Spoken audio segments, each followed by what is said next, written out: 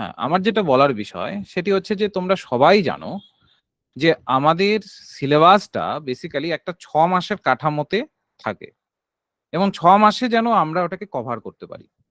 কারণ যদি আমরা 6 মাসে কভার না করি তাহলে স্বাভাবিক পরীক্ষার ডেট আস্তে আস্তে আস্তে আস্তে আমাদের সেটা উম, স্বাভাবিক পিছতেই থাকবে। আমি হয়তো বা এই বছর কমপ্লিট করতে পারলাম না, নেক্সট বছর আমি ভাবলাম যে আমি নেক্সট বছর কমপ্লিট করব, এবার নেক্সট বছরে গিয়েও আমি দেখছি যে তারপরে ওই নেক্সট বছরও কমপ্লিট হলো না, এভাবে দেখবে চলতেই থাকবে। তো একটা আমাদের টার্গেট থাকা উচিত 6 মাসের, 6 মাসের মধ্যে আমি কমপ্লিট করব। ঠিক আছে? এবার এই 6 মাসের টার্গেটটা বেসিক্যালি যখন আমরা অ্যাচিভ করতে যাই, অনেক নোট আমাদের বানাতে হয়। অনেক বিষয় বুঝি না আমরা, সেগুলোকে কারো না কারো তো সাহায্য আমাদের নিতে হবে।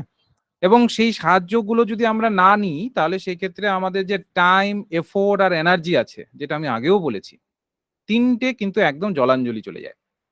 তো এই সাহায্যগুলোকে নেওয়ার জন্য স্বাভাবিক একটা না একটা যে কোনো একজন ব্যক্তি, দাদা, দিদি, টিচার, প্রতিষ্ঠান, যে কোনো একজনের তো তোমার কাছাকাছি আসতে হবে, তাই না?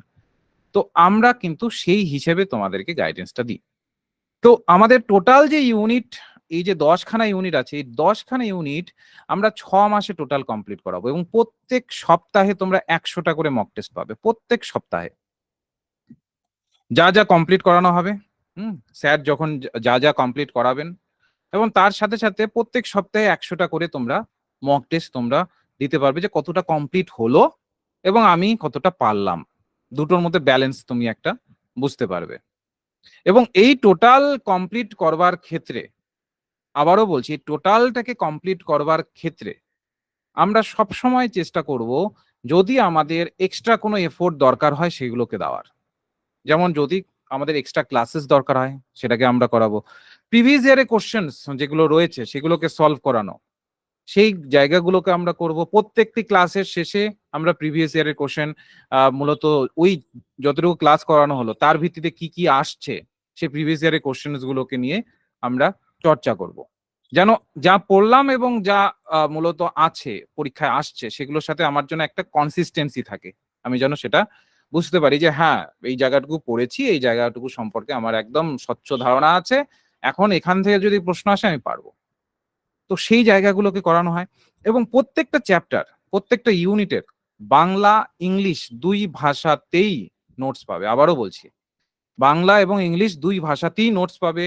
যখন তোমাদের পড়ানো হবে একদম প্রপার পিপিটিতে পড়ানো হবে, খুব সুন্দরভাবে পিপিটি সাজানো থাকবে যেন সহজেই তোমরা সেই পিপিটিস গুলোর অক্ষরে অক্ষরে যা লেখা আছে সব যেন ধরতে পারো।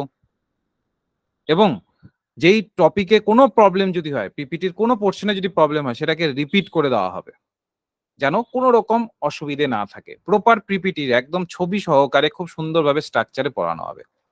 এবং 10খানা ইউনিটেরই, আবারও বলছি, আমি রিপিট করছি, যেহেতু সেট আমাদের সামনে সেটও রয়েছে, দুটো অপরচুনিটি তোমাদের আছে ডিসেম্বরে, একটা হচ্ছে যে তোমাদের নেট, আর একটা হচ্ছে সেট। যেহেতু সেটও আছে, সেটের ক্ষেত্রে বাংলায় কোশ্চেন হয় আর ইংলিশেও হয়, দু ভাষাতেই হয়, তো নোটসও সেই হিসেবেই তোমরা দু ভাষাতে পাবে। একদম যা নোটস রয়েছে সম্পূর্ণটা দু ভাষাতে থাকবে, একদম বোধগম্যতার প্রেক্ষিতে থাকবে। এমন যেন না থাকে, এমন কখনোই হবে না যে সেগুলোকে তুমি বুঝতে পারছো না। ওকে? তো সেই জায়গাগুলোকে কিন্তু আমরা কভার করবার চেষ্টা করব। তো আজকের যেই আ বিষয়টা নিয়ে আমাদের আলোচনা হবে সেটি হচ্ছে পলিটিক্যাল থিওরি। পলিটিক্যাল থিওরি নিয়ে আমরা আলোচনা করব, ডিটেইলস এ আলোচনা করব। সবাই একটু মনোযোগ সহকারে ক্লাসটিকে করার চেষ্টা করব। আমাদের প্রশান্ত স্যার, যিনি কিনা এই পলিটিক্যাল সায়েন্সের ক্লাস নেন, তিনি মূলত এই টোটাল বিষয়টাকে তোমাদের বোধগম্যতার পর্যায়ে নিয়ে যাওয়ার মতো সহজ থেকে সহজতর উদাহরণ দিয়ে তোমাদের বোঝানোর চেষ্টা করবে এবং যেটা ক্লাসেও তিনি তার 100% দিয়ে করার চেষ্টা করেন। এবার আমাদের ক্লাস শুরু হচ্ছে ৭ তারিখ থেকে। ঠিক আছে? আজকে বেসিক্যালি আমাদের ৪ তারিখ, মাঝে ৫ রয়েছে, ৬ রয়েছে অ্যাডমিশন নেওয়ার জন্য। একদম ডট ৭ তারিখ থেকে আমাদের ক্লাস শুরু হবে। ঠিক আছে? তো অবশ্যই যারা ক্লাস মনোযোগ দিয়ে করো, হ্যাঁ? তার বা স্যারের কথাগুলোকে মনোযোগ দিয়ে শোনো এবং দেখো তোমার যে নিড আছে, তোমার যে প্রয়োজনটা আছে সেটা পূরণ হচ্ছে কিনা। তারপর দেখে অবশ্যই তারপরে তুমি অ্যাডমিশনের ডিসিশনটা নাও। ঠিক আছে? তো আমি প্রশান্ত স্যারকে বলব যে ক্লাসটাকে শুরু করে দিতে।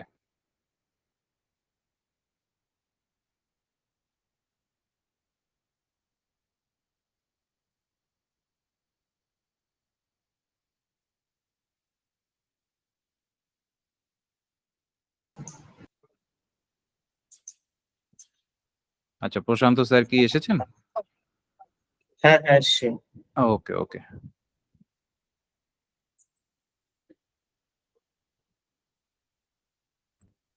স্ক্রিন শেয়ারের পারমিশনটা চাইছে এখানে, মানে পারমিশনটা দিতে হবে, বলা আছে নট অ্যালাউড। ওকে, আমি ওটা অ্যালাউ করে দিচ্ছি। কোনো কারণে হয়তো অফ হয়ে গেছে।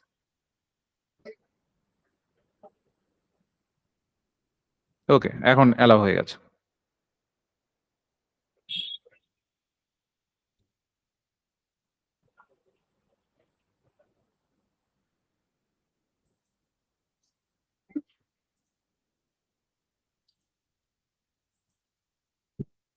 আচ্ছা তোমরা রেসপন্স করবে সবাই, হ্যাঁ শুনতে পাচ্ছ তো? আর স্ক্রিনটা দেখতে পাচ্ছ?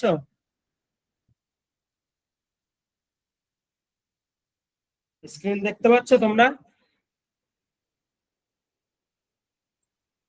হ্যাঁ, সবাই হাত তুলছে, মানে দেখতে পাচ্ছে। আচ্ছা ঠিক আছে। আজকে আমরা যেটা আমাদের সিলেবাসে পলিটিক্যাল সায়েন্স ইউনিট, সিলেবাসে যেটা আমাদের ইউনিট রয়েছে পলিটিক্যাল থিওরি, সেটা সম্পর্কে আমরা খানিকটা আলোচনা করব। ঠিক আছে? কারণ সিলেবাসে এই পলিটিক্যাল থিওরি এটা হচ্ছে এমন একটা জায়গা যেটা থেকে হচ্ছে খুব, মানে এখানে বোঝার জায়গাটা বেশি পলিটিক্যাল থিওরি, এবং এই থিওরির সাথে রিলেটেড দেখবে থিঙ্কার যারা রয়েছে পরের ইউনিট গুলো পলিটিক্যাল থিঙ্কার, এবং তার পাশাপাশি থিওরি যদি আমরা ঠিক করে বুঝতে পারি, এই থিওরি গুলোই কিন্তু আমরা বিভিন্ন জায়গায় পাবো। যেমন কম্পারেটিভ পলিটিক্সে বলো, আইআর এ বলো, আইআর এ যেমন আমরা লিবারালিজম রিয়েলিজম পাই, সেগুলো খানিকটাই থিওরিরই, কিন্তু সেটা আইআর এর পার্সপেক্টিভে একটু ভিন্ন হয়। কিন্তু মূলত থিওরি সম্পর্কে আমাদের যদি একটা ধারণা যদি ক্লিয়ার থাকে, তাহলে আমাদের থিঙ্কার যারা রয়েছে Plato, Aristotle, Hobbes, Locke, Rousseau, সেগুলো যেমন বুঝতে খুব সুবিধা হবে। কারণ থিওরি যখন আমরা জাস্টিস পড়বো বা লিবার্টি পড়বো, ইকুয়ালিটি পড়বো, সেখানে আমরা বিভিন্ন থিওরিস্টদের আমরা পাবো। এবার সেই থিওরিস্টদের সেই বিভিন্ন যে থিওরি রয়েছে বা যে আইডিওলজি গুলো রয়েছে সেগুলো সম্পর্কে যে ধারণা, সেই থিঙ্কার গুলো পড়তে গিয়েও আমরা সেই বিষয়গুলো পাবো। ঠিক আছে? তাই আমাদের থিওরিটা যদি আমরা বেশি জোর দিয়ে পড়ি, তাহলে দেখবে আমাদের থিঙ্কার গুলো পড়তে সুবিধা হচ্ছে, এবং বাকি যে আরো বিভিন্ন জায়গাগুলো রয়েছে সেগুলো পড়তে আমাদের সুবিধা হচ্ছে। আর থিওরিটা হচ্ছে বোঝার জায়গা, এখানে বেশি কিছু বুঝতে হয়। যেখানে তোমার আইআর রয়েছে, আইআর এর থিওরি রয়েছে, সেখানেও সে একই বিষয়, কিন্তু আইআর, কম্পারেটিভ পলিটিক্স, এখানে অনেক জায়গা রয়েছে যেখানে ডেটা, ফ্যাক্টস এগুলো রয়েছে, কিন্তু থিওরিতে মূলত বোঝার জায়গা বেশি রয়েছে। ঠিক আছে? তাহলে আমরা প্রথমে যে থিওরিতে আমাদের যে বিষয়টা রয়েছে যেটা হচ্ছে লিবার্টি, আমরা আমাদের ক্লাসটা লিবার্টি দিয়েই শুরু করি। এবার লিবার্টি, লিবার্টি কথাটার অর্থ কি? লিবার্টি কথাটার অর্থ হচ্ছে স্বাধীনতা, তাই তো? এবার স্বাধীনতা বলতে কি বোঝায়? সহজ কথায় একটা মানুষ, তাকে আমরা কিভাবে বলবো যে সেই মানুষটা স্বাধীন, বা আমরা আমরা নিজেদের কিভাবে গণ্য করবো যে আমরা স্বাধীন?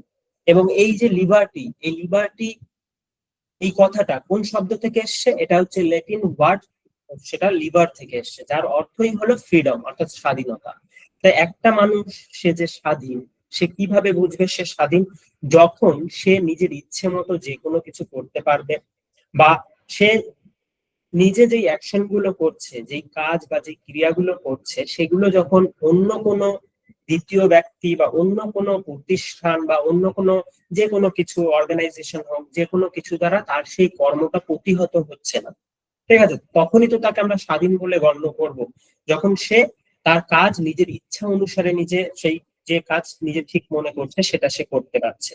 তাহলে স্বাধীনতা যে কথাটি, সেটা ল্যাটিন ওয়ার্ড লিবার থেকে এসছে, যার অর্থ ফ্রিডম, এবং যার মূল কথা হচ্ছে যেটা অ্যাবসেন্স অফ রেস্ট্রেন্ট, মানে যে কোনো ধরনের বাধার অনুপস্থিতিকেই আমরা স্বাধীনতা বা লিবার্টি বলে থাকি। ঠিক আছে? এবার পরে আমরা জানবো যে এটা মূলত একটা নেগেটিভ টার্মে স্বাধীনতাকে ডিফাইন করছে। এবার আমরা যখন গভীরে ঢুকবো লিবার্টি, তখন দেখবো লিবার্টির পজিটিভ টার্মও আছে। এবার এটা নেগেটিভ কেন বলছি? দেখবে এখানে অ্যাবসেন্স এর একটা কথা বলছে, একটা নেগেটিভিটির একটা কথা বলছে, যে যে কোনো ধরনের বাধা বা যে কোনো ধরনের ভায়োলেন্স, সেগুলোর অনুপস্থিতিকেই বলছে স্বাধীনতা। তো অনুপস্থিতি, তার মানে কি একটা নেগেটিভ একটা ধারণা এখানে আসছে। ঠিক আছে? নেতিবাচক একটা ধারণা, যে যে কোনো ধরনের বাধা, তার অনুপস্থিতি, সেটা স্বাধীনতা। তো এই স্বাধীনতা হচ্ছে তার উৎপত্তি তো কোনো যে কোনো ধারণা, এটা তো একটা থিওরি। পূর্বে যদি আমরা প্রাচীন কালে দেখি, বা আমরা যদি মধ্যযুগে দেখি, বা তারও আগে দেখি, সে সময় তো স্বাধীনতার সেই ধরনের এরকম একটা ইউনিভার্সাল ধারণা ছিল না। ইউনিভার্সাল বলতে এখন আমরা যদি দেখি বর্তমান সোসাইটিতে বা আমরা ভারতের ক্ষেত্রে দেখি, প্রত্যেকটা মানুষ তো স্বাধীন, প্রত্যেকের কনস্টিটিউশন রয়েছে, কনস্টিটিউশনে প্রত্যেকের ফান্ডামেন্টাল রাইটস দেওয়া রয়েছে। ফান্ডামেন্টাল রাইটস গুলোই তো মানুষের স্বাধীনতাকে সুনিশ্চিত করে। কিন্তু এই স্বাধীনতার ধারণা তো হঠাৎ করে উঠে আসেনি। প্রাচীনকালে মধ্যযুগে আমরা যদি দেখি, সে সময় মোনার্কিক্যাল সিস্টেম ছিল, সে সময় ছিল টোটালিটারিয়ান সিস্টেম, অথরিটারিয়ান সিস্টেম, এবং আরো ছিল যেটা চার্চের একটা প্রাধান্য ছিল। তাহলে এই সময় স্বাধীনতার ধারণা ছিল না। এবং আমরা যদি সামন্ততান্ত্রিক সমাজ ব্যবস্থায় দেখি, তাছাড়া আমরা যদি দাস সমাজ ব্যবস্থায় দেখি, যেখানে মালিক শ্রেণী ছিল এবং সামন্ততান্ত্রিক সেখানে সামন্ত প্রভুরা ছিল, তাহলে এদের সময়কালে আর যখন রাজতন্ত্র ছিল, তখন রাজা বা অভিজাত যারা রয়েছে, সামন্ত যারা রয়েছে, তাদের বাইরে যারা ছিল মানুষ, তাদের কি কোনো স্বাধীনতা ছিল? কোনো স্বাধীনতা ছিল না। ঠিক আছে, তাহলে এবার তাদের কোনো স্বাধীনতা ছিল না, বেশিরভাগ মানুষেরই কোনো স্বাধীনতা ছিল না। যারা সম্পত্তি বা ধন সম্পদের দিক থেকে যারা উন্নত, তাদের স্বাধীনতা ছিল। ঠিক আছে, তারা হয়তো ডিসিশন মেকিং বডি, মানে রাজার যে মোনার্কিক্যাল সিস্টেম ছিল সেখানে তাদের সভাতে হয়তো থাকতো, তারা সেখানে অংশগ্রহণ করতো। তাই সংখ্যায় খুব কম সংখ্যক মানুষের স্বাধীনতা ছিল। কিন্তু মানুষ তো ধীরে ধীরে বিভিন্ন ধারণা উঠে এলো। কি ধরনের ধারণা? যেমন আমরা দেখতে পারি কি হয়েছে, এনলাইটমেন্টের ধারণা উঠে এলো। এনলাইটমেন্ট মানে নবজাগরণ, যেটা ওয়েস্টার্ন যে কান্ট্রি ইউরোপে সে সময় উঠে আসছে।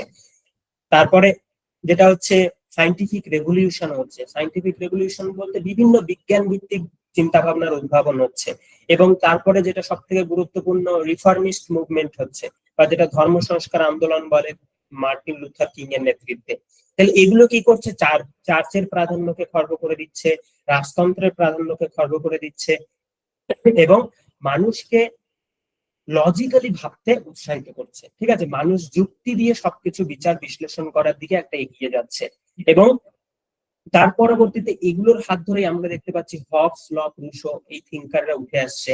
এবং হবস, লক, রুশো আরো যারা থিঙ্কার রয়েছে, তাদের হাত ধরেই তো এই স্বাধীনতার ধারণাটা উঠে আসছে। ঠিক আছে, তাহলে স্বাধীনতা মূলত হঠাৎ করে উঠে আসেনি, সেটা বিভিন্ন স্ট্রাগল এবং রেভলিউশনারি বিভিন্ন ইনসিডেন্টের মাধ্যমে উঠে এসছে। এবং সেই ধারণার পরবর্তীতে আরো বিভিন্ন স্ট্রাগল বা মুভমেন্ট হয়েছে। যেমন আমরা দেখতে পারি গ্লোরিয়াস রেভলিউশন, বা যেটা গৌরবময় বিপ্লব, যেটা ইংলিশ রেভলিউশন নামে পরিচিত। ঠিক আছে, তারপরে ফ্রেঞ্চ রেভলিউশন, আমেরিকান রেভলিউশন, এই সবগুলোর হাত ধরেই আমরা দেখতে পাচ্ছি ধীরে ধীরে এই স্বাধীনতার ধারণাটা উঠে আসছে। এটা কোনো হঠাৎ করে কোনো ধারণা উঠে আসেনি।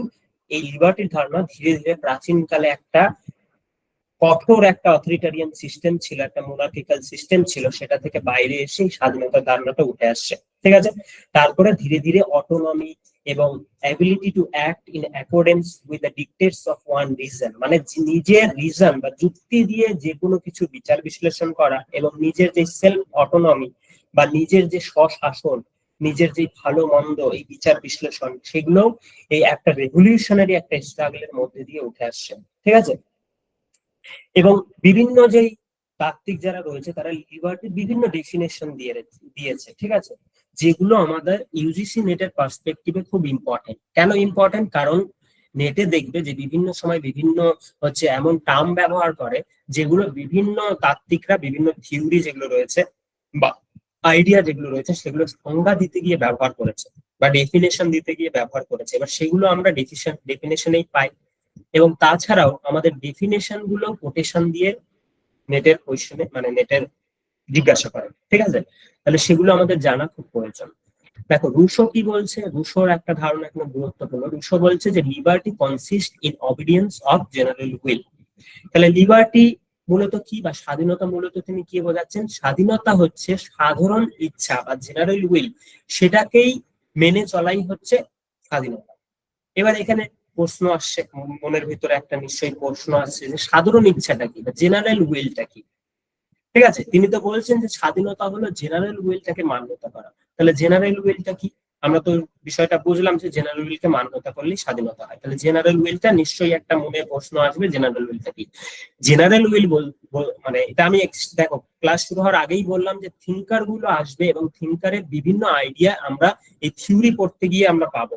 এবার এগুলোই কিন্তু আমরা আবার যখন থিঙ্কার পড়বো, রুশোকে আমরা আলাদা করে পড়বো, তখন কিন্তু এই বিষয়গুলোই পাবো। রুশোর আমরা লিবার্টির ধারণা পাবো, আর সেখানে আমরা জেনারেল উইলটা পাবো, যেটা রুশোর একটা গুরুত্বপূর্ণ একটা আইডিয়া। সেই জন্য বলেছি এইভাবে রিলেট করে পড়ার তোমাদের চেষ্টা করবে, ঠিক আছে? তাহলে দেখবে বিষয়গুলো খুব ছোট মনে হয়, সহজ মনে হয়। তাহলে জেনারেল উইল কি? জেনারেল উইল বলতে ইচ্ছে, মানুষের ইচ্ছেকে রুশো দুটো ভাগে ভাগ করেছে, ঠিক আছে? দুটো ভাগে, একটাকে তিনি বলেছেন অ্যাকচুয়াল উইল, আর একটাকে তিনি বলেছেন রিয়াল উইল, ঠিক আছে? একটাকে আমি এ লিখছি যেটা অ্যাকচুয়াল উইল, আর একটা হচ্ছে আর মানে রিয়াল উইল, ঠিক আছে? এবার অ্যাকচুয়াল উইলটা তিনি বলছেন যে মানুষের দু ধরনের ইচ্ছা রয়েছে। অ্যাকচুয়াল উইলটা সেই ইচ্ছা যেটা মানুষের নিজের স্বার্থের জন্য যে ইচ্ছাটা কাজ করে, যে আমার এমন ধরনের ইচ্ছা যে ইচ্ছাটা শুধু আমারই কোনো লাভ করার জন্য বা আমারই কোনো স্বার্থ পূরণের জন্য যে ইচ্ছা, ঠিক আছে, সেটাকে তিনি বলছেন অ্যাকচুয়াল উইল, যেটা মানুষের সেলফ সিকিং একটা উইল, ঠিক আছে? আর রিয়াল উইল কোনটা? রিয়াল উইল তিনি বলছেন যে সেটা এমন ধরনের ইচ্ছে, সেটা নিজের কল্যাণের জন্য, নিজের স্বার্থের জন্য নয়, সেটা আমার কমিউনিটিতে, আমার সোসাইটিতে যারা রয়েছে সকলের কল্যাণের জন্য, সকলের মঙ্গলের জন্য একটা ইচ্ছা, ঠিক আছে? ধরো আমি একটা এখানে উদাহরণ দিয়ে বোঝাচ্ছি। ধরো কোনো একটা গ্রামে রয়েছে, গ্রামে একটা সেখানে জলের ব্যবস্থা নেই, জলের ব্যবস্থা দেওয়ার জন্য সেখানে একটা টিউবওয়েলের ব্যবস্থা করা হবে, সরকার বলেছে সেখানে একটা টিউবওয়েল বসানো হবে যাতে প্রত্যেকে জলের সুবিধাটা পায়। এবার সেখানে যে হচ্ছে গণ্যমান্য ব্যক্তি আছে, তার ধরো মতামতটা নেওয়া হচ্ছে যে টিউবওয়েলটা কোথায় বসালে ভালো হয়, গ্রামের কোথায় বসালে ভালো হয়। এবার গণ্যমান্য ব্যক্তিটা সে যদি তার অ্যাকচুয়াল উইল তার মধ্যে যদি কাজ করে, তাহলে সে কি বলবে যে সেই টিউবওয়েলটা তার নিজের বাড়ির কাছে বসানো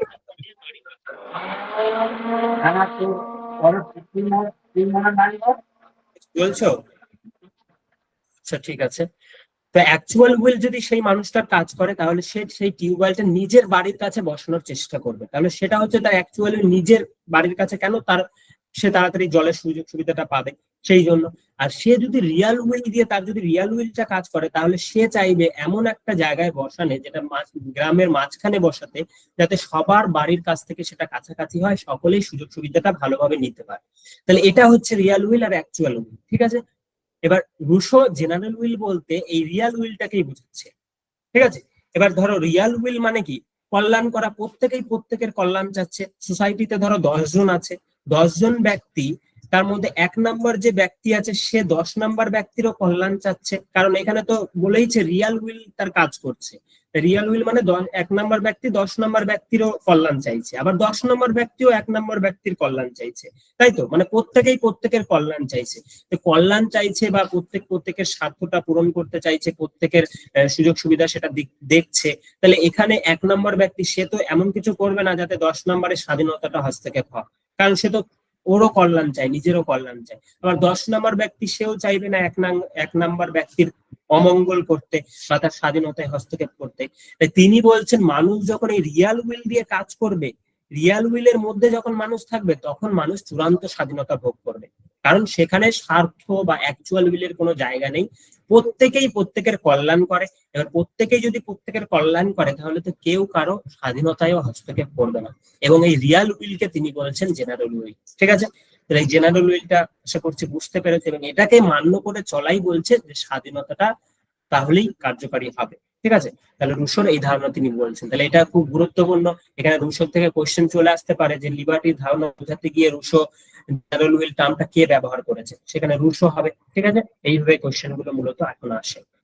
তারপরে দেখো গ্রিন কি বলেছে। গ্রিন বলেছে liberty is a positive power of doing and enjoying those things which are worthy of doing and enjoying. তার মানে কথাটা বোঝাই যাচ্ছে যে স্বাধীনতা আমরা তখন অনুভব করতে পারবো, যে আমাদের স্বাধীনতা আছে তখনই আমরা অনুভব করতে পারবো যখন আমরা যে কোনো অ্যাকশন করছি বা যে কোনো কাজ করছি, সেই কাজটা করতে করতে আমরা সেটাকে আনন্দ উপভোগ করতে পারবো, বা আমরা সেটাকে এনজয় করে সেই কাজটা করতে পারবো, তাহলেই সেটা হচ্ছে স্বাধীনতা, ঠিক আছে? বা যে কোনো একটা ক্ষমতা তোমার রয়েছে, সেই ক্ষমতাটা তুমি প্রয়োগ করতে পারছো, এবং প্রয়োগ করে তুমি নিজেকে এনজয় মানে ফিল করছো, তার মানেই তোমার স্বাধীনতা আছে। এবার এটা তিনি বলছেন যে এটা একটা পজিটিভ সেন্স, কারণ সেটাই বলছে যে স্বাধীনতা মানে তুমি নিজের ইচ্ছে অনুসারে সবকিছু করতে পারছো। এবার এখানে বলেছি এনজয়। এবার যদি তোমাকে কেউ জোর করে কাজ করায় বা জোর করে কোনো কিছু করতে বলে, তাহলে সেই কাজটা করতে গিয়ে কি কেউ এনজয় ফিল করবে বা আনন্দ অনুভব করবে? করবে না। তার মানে যে কাজটা তুমি এনজয় অনুসারে করছো, বা যদি কোনো কাজ করতে নিজেকে এনজয় ফিল হয়, বা যে কোনো কিছু অ্যাকশন করতে, তার মানে সে স্বাধীন, ঠিক আছে? সেটা গ্রিন বলছে। তাহলে গ্রিন এটা পজিটিভ একটা পাওয়ার, যেটা যে কোনো কিছু করার ক্ষেত্রে নিজেকে একটা এনজয় ফিল করা বা একটা আনন্দ অনুভব করা, সেটাই হচ্ছে স্বাধীনতা। ল্যাস্কি কি বলছেন? ল্যাস্কি বলছেন liberty is the absence of restrained. ঠিক আছে, অ্যাবসেন্স অফ রেস্ট্রেন্ট মানে বলেছি আমি আগেই যে এটা হচ্ছে লিবার্টির একটা মূল কথাই হচ্ছে যেটা অ্যাবসেন্স অফ রেস্ট্রেন্ট, মানে যে কোনো বাধা তার অনুপস্থিতিকেই বলছে হচ্ছে লিবার্টি বা স্বাধীনতা। ঠিক আছে, এবং স্বাধীনতা যে কোনো ধরনের বাধা তার অনুপস্থিতিকেই স্বাধীনতা বলা হচ্ছে, এবং এটাই হচ্ছে একটা নেসেসারি কন্ডিশন স্বাধীনতার ক্ষেত্রে। কারণ স্বাধীনতা লাভ করতে গেলে আমাদের বাধা বা যে কোনো বাইরের হস্তক্ষেপ থেকে আমাদের মুক্ত হওয়া একেবারে প্রয়োজন, কারণ মুক্ত যে সেই হচ্ছে স্বাধীন। ঠিক আছে, হেগেল কি বলছে? হেগেল বলছে liberty is obedience of law, of the to the law. ঠিক আছে, তার মানে যে কোনো আইন, যেটা রাষ্ট্রের যে কোনো আইন বা সমাজের যে আইন রয়েছে সেই আইনের মান্যতা করা বা আইন অনুসারে আইনের প্রতি আনুগত্য প্রদর্শন করা এবং আইন অনুসারে চলা, সেটাই হচ্ছে স্বাধীনতা। ঠিক আছে, আইন অনুসারে চলা কেন বলেছে তিনি? কারণ একটা মানুষ আইন অনুসারে চলছে তার মানে সে অন্য মানুষের প্রতি এমন অন্যায়মূলক কোনো আচরণ করছে না বা তার স্বাধীনতায় হস্তক্ষেপ করছে না, তাহলে প্রত্যেকে সেখানে একটা স্বাধীনতার মধ্যে রয়েছে, সেটা হেগেল বলছে। ঠিক আছে, যে অবিডিয়েন্স করতে হবে কি, মানে কোন বিষয়টাকে? ল, যে কোনো ল, সেই ল গুলো রয়েছে সেগুলোকে। ঠিক আছে, মার্কসিস্ট ট্রেডিশন, যেটা আমরা পরে আবার ডিটেলে পড়বো, এখানে আমি সংক্ষেপে যে বিষয়টা বলবো যে, কারণ মার্কসিস্ট হচ্ছে ফ্রিডম নিয়ে একটা অন্য ধরনের ধারণা দেয়। ঠিক আছে, যেটা একেবারে এতদিন ধরে যে ফ্রিডমের ধারণা চলে আসলো সেটা থেকে বাইরে গিয়ে, কারণ মার্কসিস্ট আইডিওলজি সেটা তো একটা পৃথক একটা বিভিন্ন ধরনের আইডিওলজি, যেটা বিভিন্ন আইডিওলজি থেকে বাইরে গিয়ে একটা মার্কসিস্ট আইডিওলজিতে সেটা ফ্রিডম সম্পর্কে বা লিবার্টি সম্পর্কেও পৃথক একটা ধারণা দেওয়ার চেষ্টা করে। তো এটা মূলত বলেছে যে যে কোনো ধরনের এই সোশ্যাল অ্যাপারেটাস এবং ইনস্টিটিউশন গুলো রয়েছে, মানে বিভিন্ন ধরনের যন্ত্র, মার্কস তো বলেছে যে শ্রেণী শোষণের যন্ত্র কাকে বলেছে? রাষ্ট্রকে বলেছে।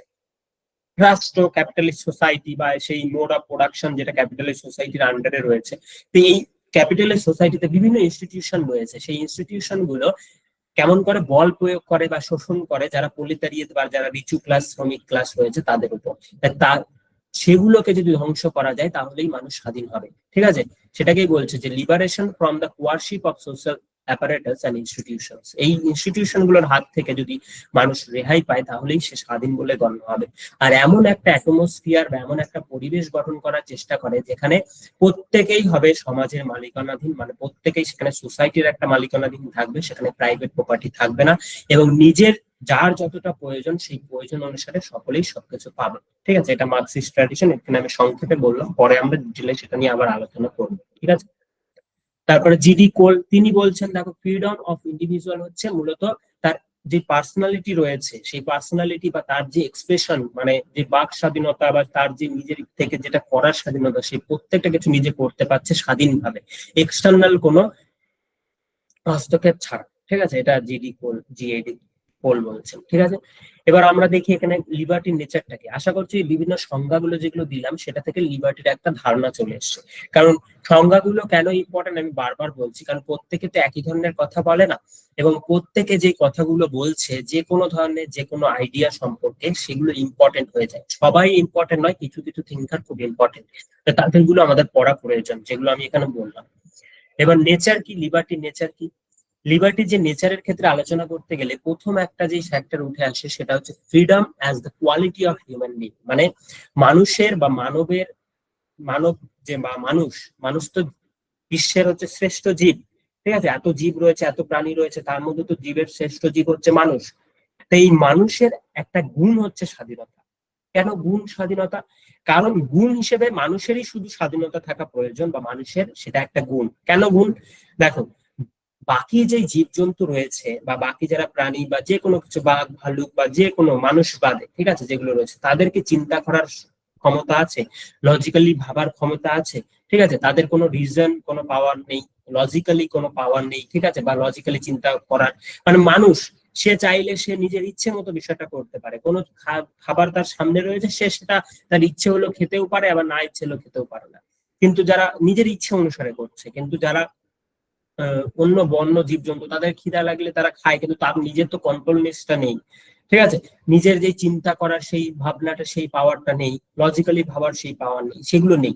তো হিউম্যান বিং হচ্ছে এই বিভিন্ন জীবজন্তু বা জীবের মধ্যে সব থেকে শ্রেষ্ঠ জীব, এবং যেহেতু তার চিন্তা করার, লজিক্যালি ভাবার এই বিষয়গুলো রয়েছে, চিন্তার স্বাধীনতা তার রয়েছে, সে মত প্রকাশ করতে পারে, মানে কথা বলে সে মতটা জানাতে পারে, অন্যান্য জীবজন্তু তো সেটা পারে না।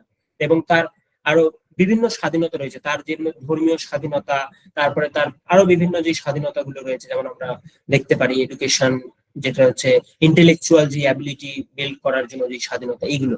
তো এগুলো দেখা যাচ্ছে তার কি চিন্তার দিকটাকে বিকাশ ঘটাচ্ছে বাইরের জীবজন্তুর হাত থেকে। তাই মানুষকে স্বাধীনতা দেওয়া যেতে পারে, তার একটা কোয়ালিটি হিসেবে স্বাধীনতাকে এখানে দেওয়া যেতে পারে, কারণ তার সে হচ্ছে মানুষ হচ্ছে লজিক্যালি চিন্তা ভাবনা করে, এবং সে যদি লজিক্যালি চিন্তা ভাবনা করে তাহলে সে খারাপ কিছু নিশ্চয়ই করবে না।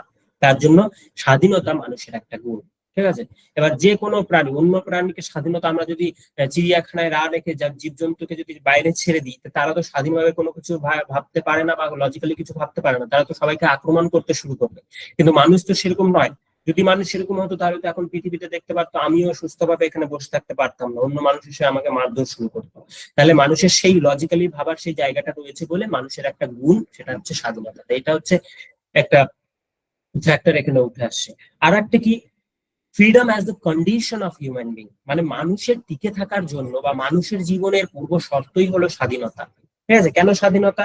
কারণ মানুষ তাকে বেঁচে থাকতে গেলে, সমাজে তাকে নিজেকে টিকিয়ে রাখতে হলে, বা সমাজে একটা নিজের একটা মানে ইন্টেলেকচুয়াল অ্যাবিলিটি সেটাকে বিল্ড করতে গেলে তার বিভিন্ন ধরনের স্বাধীনতা প্রয়োজন, যেমন অর্থনৈতিক স্বাধীনতা, রাজনৈতিক স্বাধীনতা, সাংস্কৃতিক বা যেটা কালচারাল, যেটা সোশ্যাল লিবার্টি, এগুলো সব প্রয়োজন। কেন প্রয়োজন? কারণ প্রত্যেকটা মানুষ সেখানে যদি তারা জীবনে বা সোসাইটিতে তারা রয়েছে, এবার সেখানে যদি তাদের স্বাধীনতা না থাকে, সেখানে দেখা যাবে যে পলিটিক্যাল পাওয়ার কেউ ক্যাপচার করে নিচ্ছে, যারা সংখ্যায় বেশি তারা ক্যাপচার করে নিচ্ছে, বা যারা কালচারাল একটা ডমিনেন্স ক্রিয়েট করছে, যারা কালচারের দিক থেকে যারা সংখ্যাধিক্য। তো এই বিষয়গুলো যদি লিবার্টি না থাকে, দেখা যাচ্ছে ডমিনেন্স এই ধারণাটা উঠে আসবে। তাই ফ্রিডম হচ্ছে মানুষের বেঁচে থাকার একটা পূর্ব শর্তই হচ্ছে স্বাধীনতা। কারণ আমি ধরো আমার যেই শ্রেণী বা আমি যেই ধর্মের মানুষ, সেখানে ধরো আমি সংখ্যায় কম এবং অন্য ধর্মের মানুষের সংখ্যায় বেশি, তাহলে তারা তো চাইবে আমার উপর একটা ডমিনেন্স ক্রিয়েট করতে। তো সেটা যদি করতে চায়, তাহলে তার মানে আমার স্বাধীনতা হস্তক্ষেপ হচ্ছে, আমার স্বাধীনতা নেই। কিন্তু এখানে যদি স্বাধীনতা দেওয়া হয়, তাহলে আমিও যেমন স্বাধীনভাবে বাঁচতে পারবো সংখ্যালঘু হয়েও, আর যারা সংখ্যাগরিষ্ঠ তারাও বাঁচতে পারবে। তাহলে ফ্রিডম হচ্ছে মানব জীবনের বেঁচে থাকার একটা কন্ডিশন বা একটা শর্ত হচ্ছে স্বাধীনতা, আর একটা গুণ। গুণ কেন? কারণ মানুষ হচ্ছে শ্রেষ্ঠ জীব, সে লজিক্যালি ভাবতে পারে, চিন্তা করতে পারে। ঠিক আছে। তাহলে এই ছিল হচ্ছে দুটো এই ফ্যাক্টরের মধ্যে বলছে। এবার এখানে হ্যারল্ড ল্যাসকি, তার একটা গুরুত্বপূর্ণ বই, যেটা এই গ্রামার অফ পলিটিক্স, যেটা আমাদের এই থিওরির ক্ষেত্রে খুব গুরুত্বপূর্ণ একটা বই। তিনি এখানে আর একটা গুরুত্বপূর্ণ কথা বলছে। ঠিক আছে। কি কথা বলছে? যে liberty is the product of rights, মানে স্বাধীনতা হলো অধিকারেরই হচ্ছে একটা ফল। ঠিক আছে। অধিকারের ফল কেন? তিনি অধিকার এবং স্বাধীনতাকে একেবারে পরস্পরের সাথে সম্পর্কিত করে একেবারে আলোচনা করছে। মানে আমরা যদি অধিকারকে বাদ দিয়ে দিই, আমরা স্বাধীনতা ভোগ করতে পারবো না, স্বাধীনতাকে বাদ দিয়ে দিলে অধিকার ভোগ করতে পারবো না। তিনি মূলত অধিকারটাকে বেশি গুরুত্ব দিচ্ছেন, রাইটস গুলো। আমাদের ক্ষেত্রেই দেখো, আমাদের কনস্টিটিউশনে যে ফান্ডামেন্টাল রাইটস গুলো রয়েছে, যেমন বাক স্বাধীনতা, তারপর ধর্মীয় স্বাধীনতা, তারপরে rights against exploitation, educational rights, ঠিক আছে, এই যে অধিকারগুলো দেওয়া রয়েছে, এই অধিকারগুলো মানে কি? এগুলোই তো আমাদের স্বাধীনতাটাকে সুনিশ্চিত করছে। ঠিক আছে। অধিকার আমাদের আছে, তার জন্যই আমরা স্বাধীন। আমাদের যদি অধিকার না থাকতো, তাহলে আমরা স্বাধীন হতাম না। ঠিক আছে। তিনি ল্যাসকি এই কথাটা ধরতে পেরেছিলেন। তিনি সেই কারণেই বলছেন যে রাইটসেরই একটা প্রোডাক্ট হচ্ছে লিবার্টি। ঠিক আছে। এবং তিনি বলেছে এই যে লিবার্টিকে একটা পজিটিভ সেন্সে ব্যবহার করেছে। ঠিক আছে। পজিটিভ সেন্সে ব্যবহার করেছে। তিনি বলছেন যে এটা হচ্ছে অ্যাবসেন্স অফ রেস্ট্রেন্ট নয়, এটা হচ্ছে পজিটিভ একটা সেন্স, যেটা আমরা পরে আরো ভালো করে বিষয়টা বুঝতে পারবো। তিনি বলছেন যে লিবার্টি হলো অ্যাভেলেবিলিটি অফ অপরচুনিটি, মানে যে কোনো ধরনের সুযোগ সুবিধা তার উপস্থিতি বা সেটা মানুষের কাছে থাকা, সেটাই হচ্ছে স্বাধীনতা। ঠিক আছে। যেটা আমরা ডিটেলে পরের স্লাইডেই আমরা পড়বো। এবার ডাইমেনশন অফ লিবার্টি ডাইমেনশন। কেউ কিছু বলছো? তোমরা শুনতে পাচ্ছ তো? স্পষ্ট শুনতে পাচ্ছ তো? নেটওয়ার্কের কোনো ইস্যু নেই তো?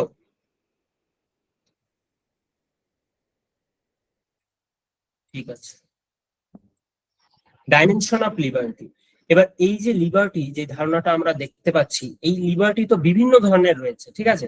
লিবার্টি তো কোনো এক ধরনের লিবার্টি নয়, কারণ সোসাইটিতে আগে মূলত দেখবে যখন আমি প্রাচীন যুগ যেটা বলছিলাম, প্রাচীন যুগ, মধ্যযুগ, ঠিক আছে, যখন মোনার্কিক্যাল সিস্টেম ছিল, চার্চের একটা আধিপত্য ছিল, তো এই সময় ধীরে ধীরে ধীরে ধীরে বিভিন্ন লিবার্টির ডাইমেনশন ধীরে ধীরে উঠতে থাকে। প্রথমে মানুষ মূলত একটা পলিটিক্যাল লিবার্টি তার দাবি করে, তারপরে ধীরে ধীরে সিভিল লিবার্টি সেটাও উঠতে শুরু করে, ঠিক আছে, তারপরে ইকোনমিক লিবার্টি, এই ধরনের বিভিন্ন লিবার্টির বিভিন্ন ডাইমেনশন রয়েছে, ঠিক আছে, বা প্রকারভেদ, যেটাকে সহজ কথায় বলা যায় লিবার্টির বিভিন্ন প্রকারভেদ রয়েছে, যেগুলো আমরা দেখি কি কি রয়েছে। প্রথমে রয়েছে সিভিল লিবার্টি। এবার সিভিল লিবার্টি মানে বিষয়টা কি, সিভিল লিবার্টি কথাটার মধ্যেই বোঝা আছে যেটা হচ্ছে পৌর স্বাধীনতা বা যেটা সামাজিক স্বাধীনতা বা সোশ্যাল লিবার্টিও যেটা বলা চলে, ঠিক আছে। তো এই যে লিবার্টি, এই লিবার্টি মূলত কোন বিষয়গুলোকে বোঝায়, একটা সোসাইটিতে বিভিন্ন ধর্মের বিভিন্ন জাতের বা বিভিন্ন যেটা হচ্ছে ভাষাভাষীর মানুষ রয়েছে, ঠিক আছে। তো একটা সোসাইটিতে সেখানে যদি প্রত্যেকের যদি স্বাধীনতা না থাকে বা প্রত্যেকের যদি স্বাধীনতাকে সুনিশ্চিত না করা হয়, তাহলে তো মানুষ ফ্রিলি কোনো কাজ করতে পারবে না। তো এই সিভিল লিবার্টিটা মূলত হচ্ছে পার্সোনাল লিবার্টি, যেটাকে বার্কার বলছেন এটাকে পার্সোনাল লিবার্টি, ঠিক আছে। এখানে এই সিভিল লিবার্টি বা যেটা সোশ্যাল লিবার্টি, সেখানে বার্কার হচ্ছে খুব ইম্পর্টেন্ট একজন থিওরিস্ট। তিনি বলছেন যে সিভিল লিবার্টি হলো এমন ধরনের লিবার্টি যেটা হচ্ছে ইন্ডিভিজুয়াল যে রয়েছে তার হচ্ছে পার্সোনাল লিবার্টি। পার্সোনাল লিবার্টি কেন, এটা মানুষের নিজের ব্যক্তিগত পরিসরে নিজের বিষয়গুলো করার ক্ষেত্রে যে স্বাধীনতা, সে কার সাথে মিশবে সোসাইটিতে, সে কার সাথে মিশবে, কার সাথে সে থাকবে, সে সোসাইটির কোন জায়গায় থাকবে, সে কোথায় যাচ্ছে, কোথায় সে বা যাবে না, সেগুলো তার ব্যক্তিগত জায়গা বা ব্যক্তিগত পরিসর। সে কোথায় পড়াশুনো করবে, কোথায় করবে না, ঠিক আছে। তার যে এই যে বিভিন্ন ফ্রিডম গুলো রয়েছে, তারপরে ফিজিক্যাল ফ্রিডম, ঠিক আছে, এই যে ফ্রিডম গুলো যেগুলো মানুষের মূলত পার্সোনাল জীবনের সাথে মূলত রিলেটেড, সেগুলো হচ্ছে সিভিল লিবার্টি, ঠিক আছে, যেগুলো মানুষের ব্যক্তিগত, সে কার সাথে মিশবে কার সাথে মিশবে না, সেই স্বাধীনতাগুলো। এখানে যদি কেউ হস্তক্ষেপ না করে, দ্বিতীয় কোনো ব্যক্তি যদি হস্তক্ষেপ না করে, তাহলে সেই মানুষটা হচ্ছে স্বাধীন। তো এই ডাইমেনশনটা মূলত মানুষের পার্সোনাল লিবার্টি বা যেটা physical freedom, intellectual freedom, practical freedom, এগুলোর কথা বলছে। তারপরে ডাইমেনশন যেটা হচ্ছে পলিটিক্যাল, ঠিক আছে। এবার এই যে এইগুলো কিন্তু ইম্পর্টেন্ট, যে পার্সোনাল লিবার্টি, সিভিল লিবার্টিকে কে পার্সোনাল লিবার্টি বলছে, কারণ কিছু কিছু বিষয় মনে হয় যে সেগুলো ইম্পর্টেন্ট নয়, কিন্তু ইউজিসি নেটে এখন এমন নট কারেক্ট, কারেক্ট এই অপশন গুলো এত আসে, ঠিক আছে, আর কনসেপচুয়াল এমন দিয়ে কোশ্চেন করে যেটা মনে হয় খুব ইম্পর্টেন্ট নয়, সেই কনসেপচুয়াল ক্ল্যারিটি যদি না থাকে সেগুলো অ্যান্সার করা যায় না।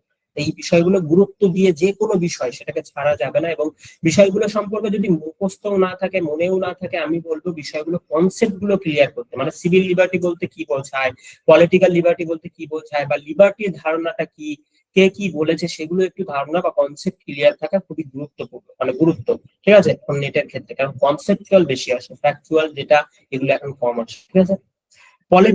পলিটিক্যাল লিবার্টি, এই বিষয়টা বোঝাই যাচ্ছে পলিটিক্যাল, যেখানে পলিটিক্যাল বা রাজনৈতিক স্বাধীনতার কথা বলবে, মানে যে কোনো একটা সোসাইটিতে পলিটিক্যাল যে ইস্যু রয়েছে বা পলিটিক্যাল বা রাজনৈতিক যেই প্রক্রিয়া রয়েছে, সেখানে জনগণের অংশগ্রহণের স্বাধীনতার কথাই এটা বলে, ঠিক আছে।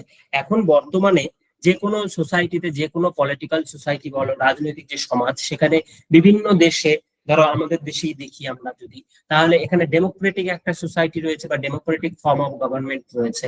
এই ডেমোক্রেটিক ফর্ম অফ গভর্নমেন্টে মানুষের স্বাধীনতা বলতে কি বোঝায়, রাজনৈতিক স্বাধীনতা, যে মানুষ যাতে পলিটিক্যাল প্রসেসে ফ্রিলি পার্টিসিপেট করতে পারে। এবার এই পার্টিসিপেশনটা সে কিভাবে করবে, সে যে প্রধানমন্ত্রী হবে বা সে রাষ্ট্রপতি হবে সেভাবেই তো শুধু নয় যে পার্টিসিপেট করছে, সেটা তো নয়। পার্টিসিপেট কিভাবে করে, বিভিন্ন প্রক্রিয়া রয়েছে, যেটা হচ্ছে রাইট টু ভোট, ঠিক আছে, বা ভোট দেওয়ার যে স্বাধীন অধিকারটা মানুষের রয়েছে, এর মাধ্যমেই তো মানুষ তার রাজনৈতিক যেই পার্টিসিপেশন সেটা করে বা পলিটিক্যাল রাইটটা সে এক্সারসাইজ করে, ঠিক আছে, বা ফ্রিডমটা ভোগ করে, কারণ সে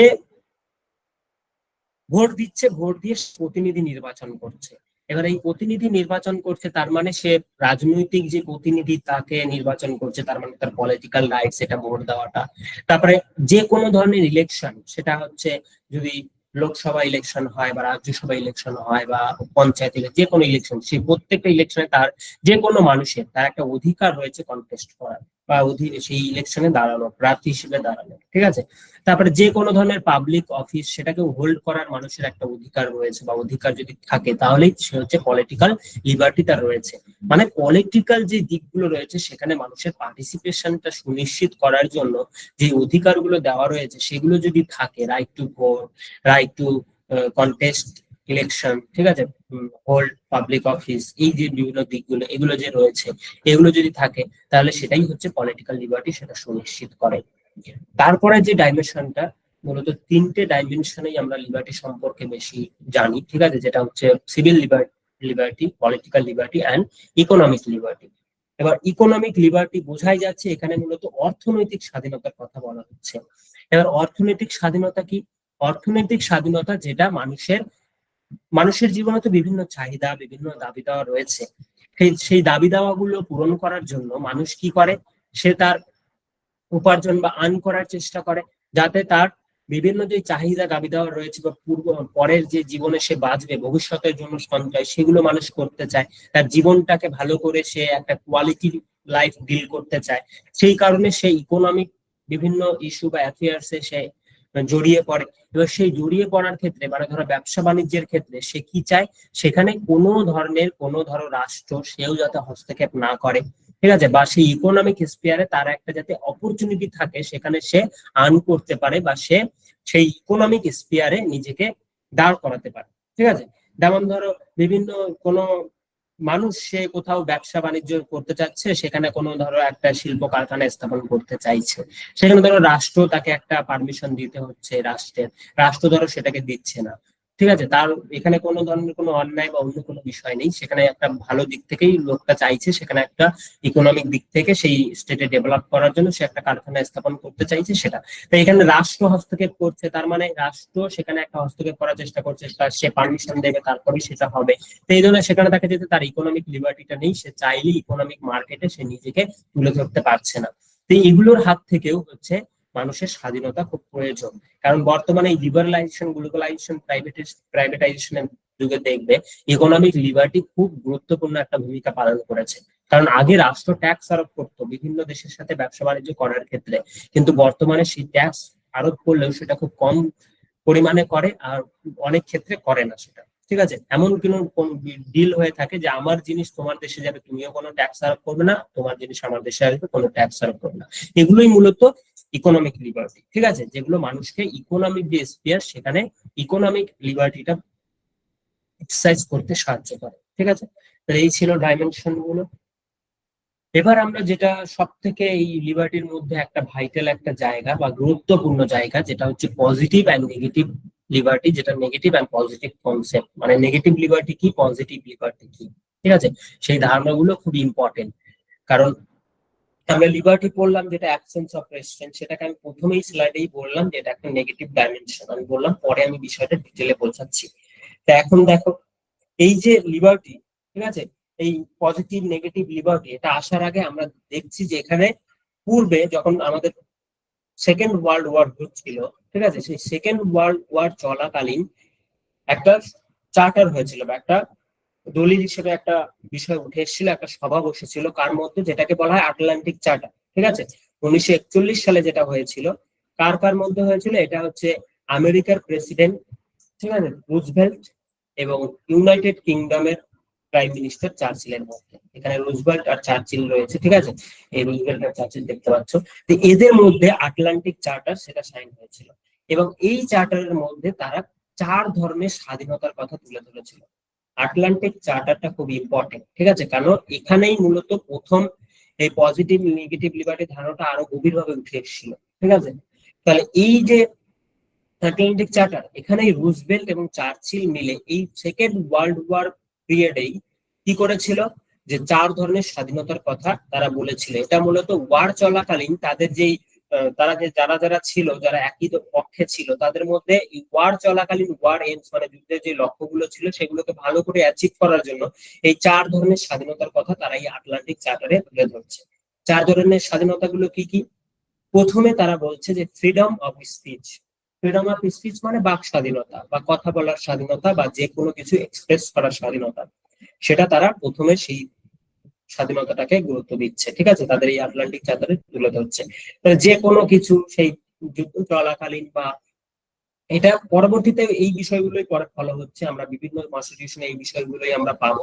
তাই এই ফ্রিডম অফ স্পিচ সেটা প্রথম তারা ঘোষণা করছে। তারপরে বলছে যে ফ্রিডম অফ ওরশিপ। ওরশিপ মানে যেটা ধর্মীয় স্বাধীনতা বা পূজা উপাসনা এইসব করার স্বাধীনতা, যে কোনো মানুষ যে কোনো ধর্মের পূজা বা উপাসনা করতে পারে, ঠিক আছে, মানুষের সেই স্বাধীনতাটা রয়েছে, মানুষ নিজে ধর্মান্তরিত করতে পারে, হয়ে অন্য ধর্মে ধর্মান্তরিত হয়, নিজে যার যেটা ইচ্ছে যে ধর্মে ধর্মান্তরিত হতে পারে, বা যে যার ইচ্ছে সেই ধর্মের উপাসনা করতে পারে। তাহলে এই স্বাধীনতার কথাটাও এখানে বলা হচ্ছে, ঠিক আছে। তারপরে আর কি স্বাধীনতার কথা বলেছে, ফ্রিডম ফ্রম ফিয়ার, ঠিক আছে। ফ্রিডম ফ্রম ফিয়ার মানে কি, যে কোনো ধরনের ভয়ের হাত থেকে বা সন্ত্রাসের হাত থেকে বা সংকটের হাত থেকে মানুষকে রক্ষা করার বা মানুষের বেঁচে থাকার, ঠিক আছে, এই ভয়ের থেকে রক্ষা করার একটা স্বাধীনতা মানুষের রয়েছে, ঠিক আছে।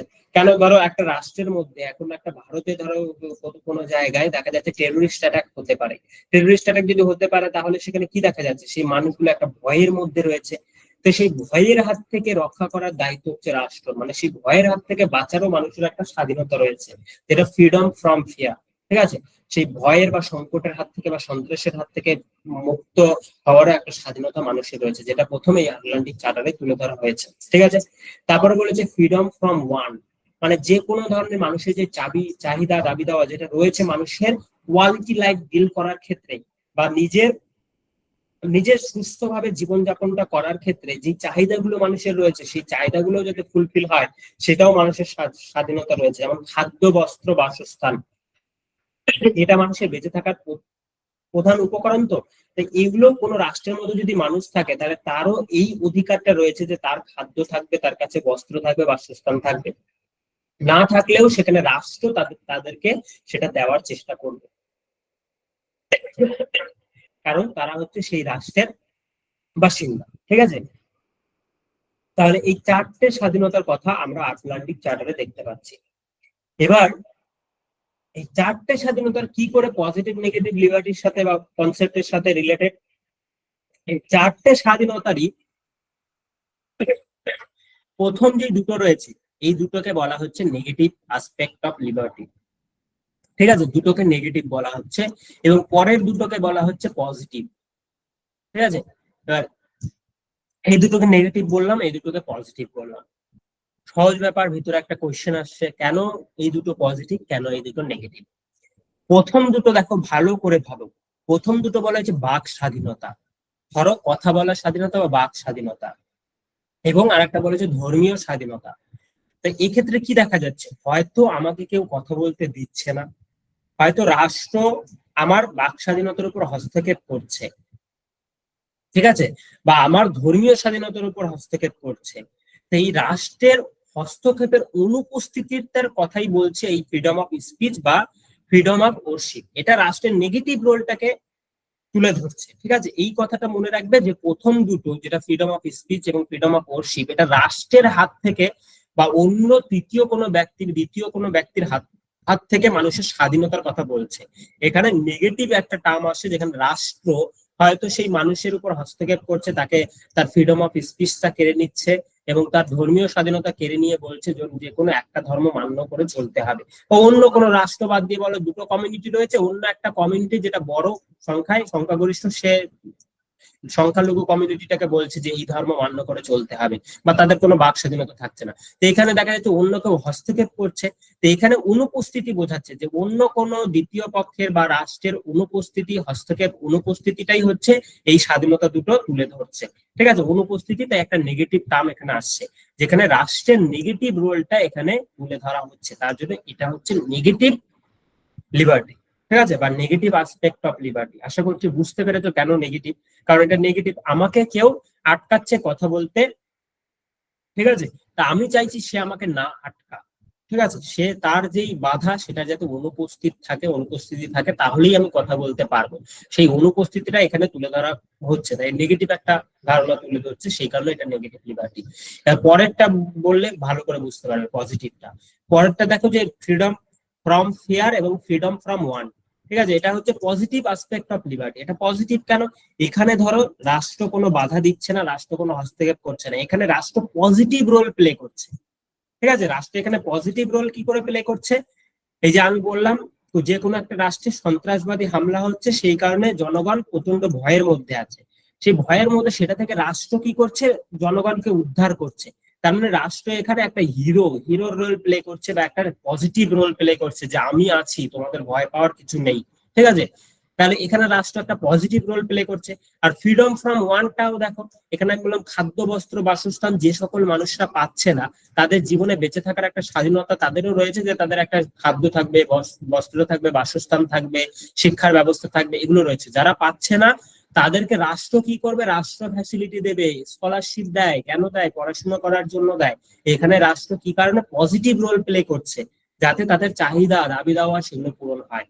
যেমন প্রধানমন্ত্রী আবাস যোজনা, এগুলো তো রাষ্ট্র দিচ্ছে, সরকার নিচ্ছে। কেন নিচ্ছে? যাদের বাসস্থান নেই তাদের বাসস্থান দেবে। প্রধানমন্ত্রী উজ্জ্বলা যোজনা, যেটা গ্যাসের জন্য, গ্যাস সিলিন্ডার কম খরচে দিচ্ছে। কেন দিচ্ছে? কারণ যারা নিতে পারছে না, যারা এগুলো পাচ্ছে না, তাদেরকে দেওয়া হচ্ছে। তাই ফ্রিডম ফ্রম ওয়ান্ট মানে সেখানেও রাষ্ট্র পজিটিভ রোল প্লে করছে। ঠিক আছে? তার জন্য এই দুটো হচ্ছে পজিটিভ অ্যাসপেক্ট অফ লিবার্টি, যেখানে রাষ্ট্র হিরোর মতো হয়ে সবকিছু একটা পজিটিভ রোল প্লে করার চেষ্টা করছে। আর যেটা নেগেটিভ, যেটা সেখানে রাষ্ট্রের অনুপস্থিতির কথা বলছে, যে রাষ্ট্র সেখানে কোনো ধরনের হস্তক্ষেপের উপস্থিতি, সেটাই হচ্ছে নেগেটিভ অ্যাসপেক্ট অফ লিবার্টি। ঠিক আছে? তাহলে বিষয়গুলো, এই পজিটিভ এবং নেগেটিভ লিবার্টির ধারণাটা খুব সহজে আশা করছি বুঝতে পেরেছে। ঠিক আছে? এবার কিছু ক্যারেক্টারিস্টিক্স রয়েছে, নেগেটিভ এবং পজিটিভ লিবার্টির কিছু ক্যারেক্টারিস্টিক্স রয়েছে। ক্যারেক্টারিস্টিক্স গুলো আমরা দেখার আগে আমরা একটু একটা জিনিস নিয়ে আলোচনা করি, যেটা হচ্ছে, না আমরা ক্যারেক্টারিস্টিক্স গুলো দেখে নিয়ে আগে। দেখো, নেগেটিভ লিবার্টি আমরা বুঝতে পারলাম নেগেটিভ লিবার্টিটা কি, এবং তার তার কিছু বৈশিষ্ট্য আমাদের জানতে হবে। কারণ বৈশিষ্ট্য বলতে এখানে যে শুধু আমরা কিছু নেগেটিভ লিবার্টি ধারণা ক্লিয়ার হয়ে গেছে এবং ব্যাস আমরা বুঝে গেছি সেখানে নয়। ক্যারেক্টারিস্টিক্স এর মধ্যে এমন কিছু টার্ম আসবে, এমন কিছু ধারণা আসবে, যেগুলো আমরা সেই কনসেপ্টটা ক্লিয়ার হয়েছে কিন্তু সেই ধারণাগুলো এখন আমরা জানতে পারছি না যে কোনগুলো নেগেটিভ লিবার্টির মধ্যে পড়ছে। ঠিক আছে? প্রথমে দেখো, নেগেটিভ লিবার্টি আমরা বুঝতেই পারলাম যে এখানে মানুষকে বলা হচ্ছে, যে একটা অ্যাজাম্পশন দেওয়া হচ্ছে যে মানুষ হচ্ছে রেশনাল বিং, বা মানুষ হচ্ছে লজিক্যালি ভাবতে পারে, রিজন দিয়ে সে ভাবতে পারে। তো রিজন দিয়ে যদি মানুষ ভাবতে পারে বা লজিক দিয়ে যদি সে ভাবতে পারে, তার মানে কি সেই মানুষটা বুঝতে পারে যে তার জন্য কোনটা ভালো, কোনটা মন্দ, সোসাইটির জন্য কোনটা ভালো, কোনটা মন্দ, সেই মানুষটা জানে। কারণ সে তো লজিক্যালি একজন হিউম্যান বিং, সে যুক্তিপূর্ণ ভাবে সব বিষয়গুলো ভাবে। তো এখানে তো সে লজিক্যালি ভাবছে, তার মানে সে ভুল কিছু করবে না, সে যুক্তি দিয়ে সবকিছু করবে। তার মানে অন্য কোনো হস্তক্ষেপ থাকা এখানে উচিত নয়, যেটা নেগেটিভ লিবার্টি বলছে। কারণ মানুষ তো জানে কোনটা ভালো কোনটা মন্দ, তাহলে সে ভালো মন্দ যখন জানে, তাহলে সে ভুল কিছু করবে না। ভুল কিছু করলে তারপরেই তো কেউ তাকে হস্তক্ষেপ করবে। ঠিক আছে? তাই এখানে বলছে যে মানুষ যেহেতু লজিক্যাল এবং রিজন দিয়ে কাজ করে, লজিক দিয়ে কাজ করে, তাই তার উপর কোনো ধরনের হস্তক্ষেপ থাকা উচিত নয়। কারণ সে জানে তার কোন বিষয়গুলো ভালো এবং কোন বিষয়গুলো মন্দ। ঠিক আছে? এবং যেটা এখানে সোসাইটি আর স্টেটকে কি মনে করছে? অ্যান্টিথিসিস মনে করছে। অ্যান্টিথিসিস মানে যেটা হচ্ছে পুরোপুরি বিরুদ্ধ। থিসিস মানে একটা ধারণা, থিসিস একটা ধারণা বা একটা আইডিয়া, সেই থিসিসের পুরোপুরি বিরুদ্ধ হচ্ছে অ্যান্টিথিসিস, মানে এটা পুরোপুরি উল্টা। ফ্রিডম, ইন্ডিভিজুয়ালকে এখানে থিসিস হিসেবে দেখা হচ্ছে, ইন্ডিভিজুয়াল ফ্রিডমকে, এবং তার অ্যান্টিথিসিস হিসেবে পুরোপুরি উল্টো হিসেবে দেখা হচ্ছে, অ্যান্টিথিসিস হিসেবে দেখা হচ্ছে সোসাইটি এবং স্টেটকে। মনে করো অ্যান্টিথিসিস কিভাবে বোঝা যাবে? মনে করো ধরো ঠান্ডা রয়েছে, ঠান্ডা কোনো একটা আইডিয়া রয়েছে, ঠান্ডা, মানুষের ঠান্ডা লাগে, ঠান্ডার পুরোপুরি বিপরীত কি? গরম। তো এই পুরোপুরি পাল্টা হিসেবে তারা ইন্ডিভিজুয়ালকে দেখছে, যে স্টেট এবং সোসাইটিকে কিভাবে দেখছে? ধরো ইন্ডিভিজুয়াল, সে যখন একাকী রয়েছে বা সে যখন একটা সোসাইটিতে রয়েছে, তার ফ্রিডম রয়েছে বা স্বাধীনতা রয়েছে, কিন্তু সে যখন সোসাইটির মধ্যে যাচ্ছে তখন সে পরাধীন হয়ে যাচ্ছে। কি করে পরাধীন হচ্ছে? সোসাইটির বিভিন্ন টার্মস, বিভিন্ন রুলস, বিভিন্ন রেগুলেশন রয়েছে। ধরো একটা মানুষ সোসাইটির মধ্যে গেল, সেখানে সে কোনো জাতের বা কোনো বর্ণের, তাহলে দেখা যাচ্ছে সেই সোসাইটি তার উপর একটা পরাধীনতা দিয়ে দিচ্ছে, যে তুমি হচ্ছে নিচু জাতে, তুমি আমাদের সাথে বসতে পারবে না। এটা তার স্বাধীনতা হস্তক্ষেপ, সোসাইটি সেটা দিচ্ছে। তারপরে হয়তো সে হচ্ছে মহিলা বা সে হচ্ছে একজন মেয়ে, মেয়েদের আগে তো ঘর থেকে বাইরে বেরোতে দেওয়া যেত না। ঠিক আছে? বিভিন্ন এখনো জায়গায় সেগুলো রয়েছে, যে এখনো পড়াশোনা কম করিয়ে সে ঘরে রেখে রেখে দেয়, কম বয়সে বিয়ে দিয়ে দেয়, সেগুলো রয়েছে।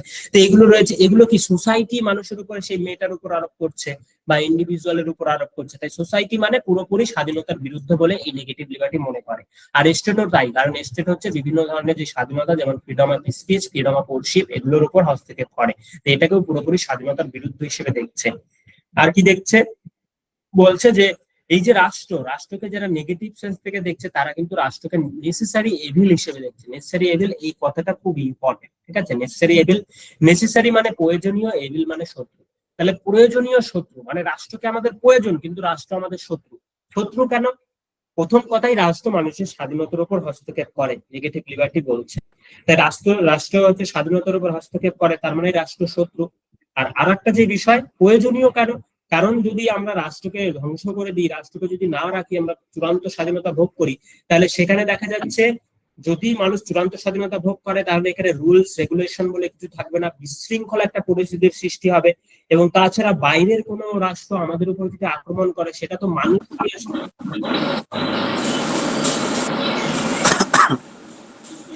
কেউ কিছু বলছো? ঠিক আছে। নেসেসারি এভিল কেন বলা হচ্ছে? যে মানে রাষ্ট্র রাষ্ট্র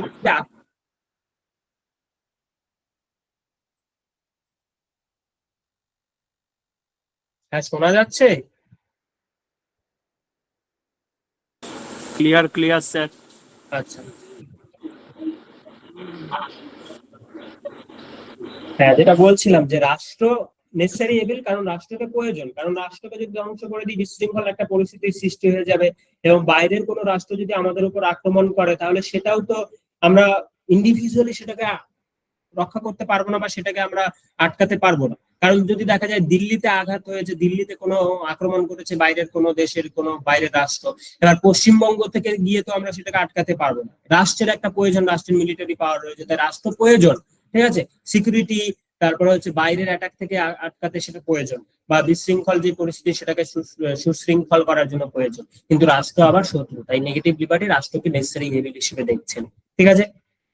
এবং এই যে রুলস, সেই রুলসটাকেই মূলত স্টেট বা লস গুলো, সেগুলো রুল হচ্ছে স্টেট পরিচালনা করবে। ঠিক আছে, রাষ্ট্র মূলত এই নেগেটিভ লিবার্টি বলছে রাষ্ট্র তখনই প্রয়োজন বা রাষ্ট্র তখনই গুরুত্বপূর্ণ হবে যখন রাষ্ট্র তার ল বা রুলস রেগুলেশন গুলো মূলত রেগুলেট বা নিয়ন্ত্রণ করবে। কেন নিয়ন্ত্রণ করবে? যাতে মানুষ স্বাধীনতাটা ভোগ করতে পারে, তার রুলস রেগুলেশন যাতে মানুষের স্বাধীনতায় হস্তক্ষেপ না করে। ঠিক আছে। এবং এই লিবার্টিকে, নেগেটিভ লিবার্টি কিন্তু ইকুয়ালিটি এবং জাস্টিসের সাথে মিলিয়ে দেখছে না। তারা বলছে ইকুয়ালিটি এবং জাস্টিস এই দুটো বিষয় লিবার্টির সাথে কোনো সম্পর্ক নেই। লিবার্টি আছে তার মানে এই যে ইকুয়ালিটি থাকবে আর জাস্টিস থাকবে, সেটা নয়। এটা নেগেটিভ লিবার্টি বলছে। উদাহরণের মাধ্যমে বোঝার চেষ্টা করি কেন বলছে। ঠিক আছে, ধরো সমাজে সোসাইটিতে লিবার্টি রয়েছে, দুটো মানুষ রয়েছে, দুটো মানুষের স্বাধীনতা চূড়ান্ত রয়েছে। এবার স্বাধীনতা চূড়ান্ত রয়েছে তার মানে সব ধরনের স্বাধীনতা রয়েছে, ইকোনমিক, পলিটিক্যাল, ঠিক আছে, বা সোশ্যাল, সব ধরনের। এই মানুষটা ইকোনমিক্যালি খুব ডেভেলপ। ঠিক আছে, তো এই মানুষের যদি ইকোনমিক স্বাধীনতা থাকে, এই মানুষটারও থাকে, এই ইকোনমিক আগের থেকে এর ইকোনমিক দুর্বল, তাহলে এর ইকোনমিক স্বাধীনতা রয়েছে, তার মানে এ হচ্ছে আরো বেশি বড়লোক হচ্ছে। ঠিক আছে, আর এর ইকোনমিক স্বাধীনতা রয়েছে কিন্তু এর তো অর্থনৈতিক অতটা স্টেবল নয়, সেই কারণে এ আরো দরিদ্র হয়ে যাচ্ছে। তাহলে এই লিবার্টির কারণে দেখা যাচ্ছে এ ধনী হচ্ছে, এ দরিদ্র হচ্ছে। তো এটা কি ইকুয়ালিটি হলো? ইকুয়ালিটি মানে তো দুজনের মধ্যে একটা সমতা থাকবে। তাহলে সেটা ইকুয়ালিটি মানে যে লিবার্টি মানে যে ইকুয়ালিটি থাকবে সেটাও নয়, আবার জাস্টিসও থাকবে সেটাও নয়। কারণ দুজন মানুষ রয়েছে, দুজন মানুষেরই স্বাধীনতা রয়েছে। ঠিক আছে, এবার দুজন মানুষেরই স্বাধীনতা রয়েছে, এই মানুষটা পারলে এই মানুষটাকে খুন করেও দিতে পারে, কারণ এ নিজের চিন্তা ভাবনা বা স্বাধীন চিন্তা ভাবনা দিয়ে মনে করছে একে মেরে দিলে তার লাভ হতে পারে সেটা। তো এই স্বাধীনতার মধ্যে, তার মানে যে স্বাধীনতা থাকলেই যে জাস্টিস থাকবে, ন্যায় থাকবে, সেই বিষয়টা নয়। ঠিক আছে, এটা তারা বলছে। এবং লিবার্সিকে তারা সাধারণভাবে বলছে অ্যাবসেন্স অফ রেস্ট্রেন্ট, বা যে কোনো ধরনের বাধা বা যে কোনো ধরনের বল প্রয়োগ, তার অনুপস্থিতিকেই তারা লিবার্টির হিসেবে মনে করছে। এবং ইকোনমিক দিকে তারা সব একটা টার্ম ব্যবহার করছে, যেটা হচ্ছে লেজে ফিয়ার। লেজে ফেয়ার মানে চূড়ান্ত মার্কেটে চূড়ান্ত ধরনের একটা স্বাধীনতার কথা বলছে। যে ইকোনমিক অ্যাফেয়ার, সেই ইকোনমিক অ্যাফেয়ারে পুরোপুরি গভর্নমেন্টাল কোনো ধরনের কোনো ইন্টারফিয়ারেন্স থাকবে না। সেখানে সরকারি বা রাষ্ট্র কোনো ধরনের কোনো হস্তক্ষেপ করবে না। ইকোনমিক স্ফিয়ারে মানুষ হচ্ছে পুরোপুরি চূড়ান্ত স্বাধীনতা ভোগ করবে। যেটা যেই টার্মটা তারা ব্যবহার করছে সেটা হচ্ছে লেজে ফেয়ার ইকোনমি বা লেজে ফেয়ার ধারণাটা তারা ব্যবহার করছে, যেটা ইকোনমিক লিবার্টির কথা তারা বলছে। আর এই লেজে ফেয়ারটা কোন লিবার্টির মধ্যে আসছে? নেগেটিভ লিবার্টির মধ্যে। কারণ এখানে ইকোনমিক অ্যাফেয়ারে রাষ্ট্রের হস্তক্ষেপের অনুপস্থিতির কথা বলছে। অনুপস্থিতি কথাটা যখনই আসবে তখনই সেটা নেগেটিভ লিবার্টি। ঠিক আছে, এবার এর যারা মেজর থিঙ্কার্স যারা রয়েছে তারা কে কে আমরা দেখি। মেজর থিঙ্কার্স রয়েছে, থিঙ্কার্স গুলো খুব ইম্পর্টেন্ট। ঠিক আছে, কারণ নেগেটিভ লিবার্টির থিঙ্কার নয় কারা, সেরকম দিয়ে কোশ্চেন 4টে অপশন দিয়ে দেবে, তার মধ্যে হয়তো দুটো ঠিক দুটো ভুল। সেটা সম্পর্কে যদি আমাদের ধারণা না থাকে, আমরা সেই কোশ্চেন গুলো করতে পারবো না। ঠিক আছে, তাহলে দেখো নেগেটিভ লিবার্টির মধ্যে কারা পড়ছে? John Locke, Adam Smith, Thomas Paine, Milton Friedman, Michael Oxford, Bentham, John Stuart Mill এবং হার্বার্ট স্পেন্সার। এরা মূলত নেগেটিভ লিবার্টির মধ্যে পড়ছে। ঠিক আছে, এই থিঙ্কার গুলোর নাম খুব ইম্পর্টেন্ট এক্ষেত্রে, আমরা পরে আবার সেই বিষয়গুলো আলোচনা করব। এবার এই নেগেটিভ লিবার্টির ক্ষেত্রে আমরা একটা নাম করলাম যেটা জন স্টুয়ার্ট মিল। জন স্টুয়ার্ট মিল হচ্ছে খুব ইম্পর্টেন্ট নেগেটিভ লিবার্টির ক্ষেত্রে, মানে লিবার্টির ক্ষেত্রে জন স্টুয়ার্ট মিলের ধারণাটা খুব ইম্পর্টেন্ট, কারণ তিনি একটা নতুন ধরনের ধারণা দেওয়ার চেষ্টা করেছেন। ঠিক আছে, তাহলে জন স্টুয়ার্ট মিল কি বলছেন? জন স্টুয়ার্ট মিল এই যে পজিটিভ এবং নেগেটিভ লিবার্টি, এই লিবার্টির ধারণা নিয়ে তিনি নিজের স্বাধীনতার একটা ধারণা দিচ্ছেন। মানে স্বাধীনতার বিষয়টা কি, ঠিক আছে, বা আমরা দেখলাম জন স্টুয়ার্ট মিল হচ্ছে কি ধরনের স্বাধীনতার সাপোর্টার? Negative লিবার্টির supporter. তাই তিনি এই লিবার্টিটাকে ভালো করে বোঝানোর জন্য, বা লিবার্টি এতদিন ধরে যে উঠে আসছে সেই নেগেটিভ লিবার্টিটাকে তিনি ডিফেন্ড করছেন মানে সেটাকে আরো মানে প্রচার করেন এবং তুলে ধরার চেষ্টা করছেন। লেজেফেয়ার ইকোনমি সেটাকেও তিনি তুলে ধরছেন, কিন্তু সেটাকে কিছুটা তার উইকনেস গুলোকে বাদ দিয়ে এবং নিজের মতোতে সেটা তার একটা দু ধরনের কনসেপ্ট তিনি সেখানে দিচ্ছেন লিবার্টি সম্পর্কে। টু টাইপস অফ কনসেপ্ট তিনি দিচ্ছেন, এবং সেই কনসেপ্টটা মূলত দিচ্ছেন মানুষের অ্যাকশনকে বেস করে। অ্যাকশন বলতে যে কোনো মানুষের ক্রিয়া বা কাজ। একটা মানুষ সে তো বিভিন্ন ধরনের কাজ করে বা বিভিন্ন ধরনের ক্রিয়া করে, সেই কাজের উপর নির্ভর করে সেই মানুষটাকে স্বাধীনতা পাওয়ার যোগ্য কি যোগ্য নয়।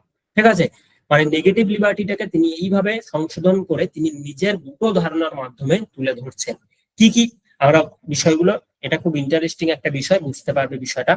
দেখো, প্রথমে তিনি বলছেন এই অ্যাকশন, মানুষের অ্যাকশন, অ্যাকশন মানে বুঝতে পারছো তো, অ্যাকশন মানে কাজ, মানুষ কাজ করছে, সেই কাজগুলোর কথা তিনি বলছেন। তাহলে কি কাজের কথা বলছেন এখানে? মানুষের কাজ বলছেন, একটা তিনি ভাগ করছেন self regarding action. Self regarding action, action বলতে মানুষ বিভিন্ন কাজ করছে সমাজে বা বিভিন্ন ধরনের বিভিন্ন অ্যাকশন সে করছে সোসাইটিতে, সেই অ্যাকশন গুলো তিনি সেই অ্যাকশনটাকে দুটো ভাগে ভাগ করছেন। প্রথমটা কি, যেটা হচ্ছে self regarding action. Self regarding action হচ্ছে, এখানে লেখা রয়েছে whose effect was confined to the individual himself.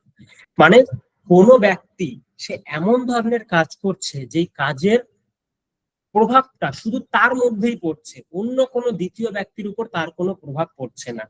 ঠিক আছে, মানে কোনো মানুষ সোসাইটিতে রয়েছে, সে এমন কিছু কাজ করছে যেটার প্রভাব বা তার এফেক্টটা শুধু তার উপরেই পড়ছে, অন্য কোনো দ্বিতীয় মানুষের উপর বা অন্য কোনো সোসাইটির কোনো মানুষের উপর পড়ছে না। এক্সাম্পল কি, এখানে ছবির মধ্যে তোমরা দেখতে পাচ্ছ একজন মানুষ ধূমপান করছে। এবার এই ধূমপান করছে, এই মানুষটা ধূমপান করছে, সে নিজের ঘরের মধ্যে ধূমপান করছে। এবার সেই ঘরের মধ্যে সে একা রয়েছে। এবার সেক্ষেত্রে এই লিবার্টি তার হচ্ছে চূড়ান্ত লিবার্টি রয়েছে, কারণ সে তার এই ক্রিয়া যেটা ধূমপান করছে, সেই ধূমপান অন্য কোনো দ্বিতীয় ব্যক্তিকে বা অন্য কোনো সোসাইটির কোনো মানুষের উপর কোনো ধরনের কোনো এফেক্ট ফেলছে না। তাহলে সেই মানুষটা তার ক্রিয়া, সে ধূমপান করছে, সেই ধূমপানের এফেক্টটা শুধু তার উপরেই পড়ছে। তার উপরে যেহেতু পড়ছে, সে নিজের উপরে যে এফেক্ট গুলো পড়ুক, সেটা ব্যাড এফেক্ট হোক বা গুড এফেক্ট হোক, যে কোনো ধরনের এফেক্ট হোক, সেটা যদি নিজেকেই ইনফ্লুয়েন্স করে, নিজের উপরেই প্রভাব বিস্তার করে, তাহলে সেক্ষেত্রে মানুষ চূড়ান্ত স্বাধীন। সেটা জন স্টুয়ার্ট মিল বলছে। তাহলে সেলফ রিগার্ডিং অ্যাকশনের ক্ষেত্রে, মানে যেই অ্যাকশন গুলো মানুষের নিজের উপর এফেক্ট ফেলে, সেই অ্যাকশনের ক্ষেত্রে মানুষ পুরোপুরি স্বাধীন। সে যত খুশি সে ধূমপান করতে পারে তার ঘর বন্ধ করে। মনে করো ধূমপান ছাড়া আরো এক্সাম্পল বলা যায়, কেউ ধরো গান শুনছে, নিজে হেডফোন লাগিয়ে গান শুনছে। এবার হেডফোন লাগিয়ে সেটা বা অন্য কোনো মানুষকে তো তার উপর কোনো প্রভাব বিস্তার করছে না, বা তাকে কোনো ডিস্টারবেন্স ক্রিয়েট করছে না। সেই মানুষটা নিজে যত খুশি সাউন্ড দিয়ে সে হেডফোন লাগিয়ে গান শুনতে পারে, বা তার ঘরের মধ্যে গান শুনছে, তার থাকা জায়গায় বাড়ি, সে যত খুশি সাউন্ড দিয়ে মানে শুনতে পারে। অন্য কোনো মানুষ বা প্রতিবেশী কারো উপর সেটা প্রভাব বিস্তার ফেলছে না। তাহলে এখানে সে হচ্ছে চূড়ান্ত স্বাধীনতা ভোগ করবে, কারণ এখানে অন্য কোনো কেউ কারো স্বাধীনতায় হস্তক্ষেপ করা হচ্ছে না। কারণ দেখা যাচ্ছে যে এখানে তো স্বাধীনতা রয়েছে, সোসাইটিতে যতগুলো মানুষ রয়েছে প্রত্যেকের স্বাধীনতা রয়েছে। তাই এই মানুষটা যদি ধূমপান করে, তাহলে এই মানুষটার ধরো এফেক্ট ফেলছে দ্বিতীয় কোনো মানুষের উপর, তার তো একটা স্বাধীনতা রয়েছে একটা সুস্থ পরিবেশে বাঁচার। তাহলে তার স্বাধীনতা হস্তক্ষেপ করছে এটা, তার মানে তাকে হচ্ছে স্বাধীনতা তার হচ্ছে তার উপর যদি এফেক্ট পড়ে, তাহলে সেক্ষেত্রে তাকে স্বাধীনতা দেওয়া হবে না। কিন্তু এই মানুষটা নিজে একা একা খাচ্ছে বা নিজের ঘর বন্ধ করে খাচ্ছে, অন্য মানুষের উপর এফেক্ট পড়ছে না, তার জন্য এখানে সে যত খুশি খেতে পারে, যত স্বাধীনতা সে ভোগ করতে পারে। তারপর আর একটা যে অ্যাকশন তিনি ভাগ করছেন, যেটা হচ্ছে আদার রিগার্ডিং অ্যাকশন। বুঝতেই পারছো এটার অপোজিট, পুরোপুরি অপোজিট, যেটা হচ্ছে এমন মানুষের ক্রিয়া রয়েছে বা ক্রিয়াকলাপ রয়েছে যেটা সেই মানুষকেই শুধু এফেক্ট ফেলছে না বা তার উপরেই শুধু প্রভাব বিস্তার করছে না, দ্বিতীয় কোনো মানুষ বা সোসাইটিতে সেটা একটা সোসাইটিকে এফেক্ট করছে, ঠিক আছে, বা এফেক্ট ফেলছে সেখানে। ঠিক আছে, যেমন ছবিতে দেখা যাচ্ছে এই মানুষটা প্রথমে ঘর বন্ধ করে খাচ্ছিল, সেখানে নিজের উপর প্রভাব ফেলছিল, কিন্তু এ যখন সেই মহিলাটার সামনে খাচ্ছে, মহিলাটার উপর একটা প্রভাব ফেলছে, ব্যাড এফেক্ট করছে, কিন্তু মহিলাটার তো একটা লিবার্টি রয়েছে, একটা ভালো সুন্দর এনভায়রনমেন্টের মধ্যে বেঁচে থাকার, কিন্তু সেই ওই মহিলাটার স্বাধীনতায় হস্তক্ষেপ করছে এই পুরুষটা ধূমপান করে তার সামনে। ঠিক আছে, এইটা তাহলে এখানে দেখা যাচ্ছে যে তার অ্যাকশনটা, সেই পুরুষটার অ্যাকশনটা সেই মহিলার স্বাধীনতায় হস্তক্ষেপ করছে, এবার সেই পুরুষের অ্যাকশনটা অন্য মানুষের উপর প্রভাব বিস্তার করছে। তাহলে এখানে দেখা যাচ্ছে যে এক্ষেত্রে কোনো মানুষের কোনো ধরনের কোনো অ্যাকশন যখন দ্বিতীয় কোনো ব্যক্তির উপর প্রভাব বিস্তার করে, তাহলে সেক্ষেত্রে তার স্বাধীনতায় হস্তক্ষেপ করা যায়। এক্ষেত্রে রাষ্ট্র এই পুরুষটা যে সিগারেট খাচ্ছে তার উপর হস্তক্ষেপ করতে পারে, তাকে ধূমপান নিষিদ্ধ করতে পারে, কারণ কেন, ওই মহিলাটার স্বাধীনতাটা রক্ষা করার জন্য। ঠিক আছে, তাহলে এখানে এই আদার রিগার্ডিং অ্যাকশন, এখানে হচ্ছে এখানে রাষ্ট্র কি রোল প্লে করবে, নেগেটিভ রোল প্লে করবে।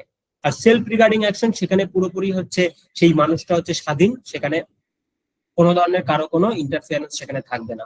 ঠিক একইভাবে মিউজিকের যে কথাটা আমি বললাম, এখানেও যদি কোনো মানুষ এই আদার রিগার্ডিং অ্যাকশনে কেউ যদি নিজের ঘরে 2-3টে ডিজে বাজিয়ে যদি নাচতে শুরু করে, এবং পাশের বাড়িতে কেউ যদি কারো পরীক্ষা থাকে, সে পড়তে বসেছে, তার পড়াশোনা সেটার উপর একটা এফেক্ট ফেলছে, তাহলে সেই ডিজে সাউন্ড সেটা ওই ব্যক্তিকেও ইনফ্লুয়েন্স করছে বা তাকেও প্রভাব বিস্তার করছে, তাহলে এখানে দেখা যাচ্ছে সেই মানুষের স্বাধীনতা হস্তক্ষেপ করছে, তাহলে এই অ্যাকশনটা অন্য মানুষের উপরে প্রভাব বিস্তার করছে, তাহলে এখানেও সেই মানুষটা হয়তো তাকে এসে অন্য কোনো মানুষের এসে বলতে পারে যে তুমি তোমার সাউন্ড সিস্টেম বন্ধ করো, কারণ আমার উপর প্রভাব বিস্তার করছে, আমি পড়াশোনা করতে পারছি না। তাহলে এই বিষয়গুলো এখানে বলা হচ্ছে।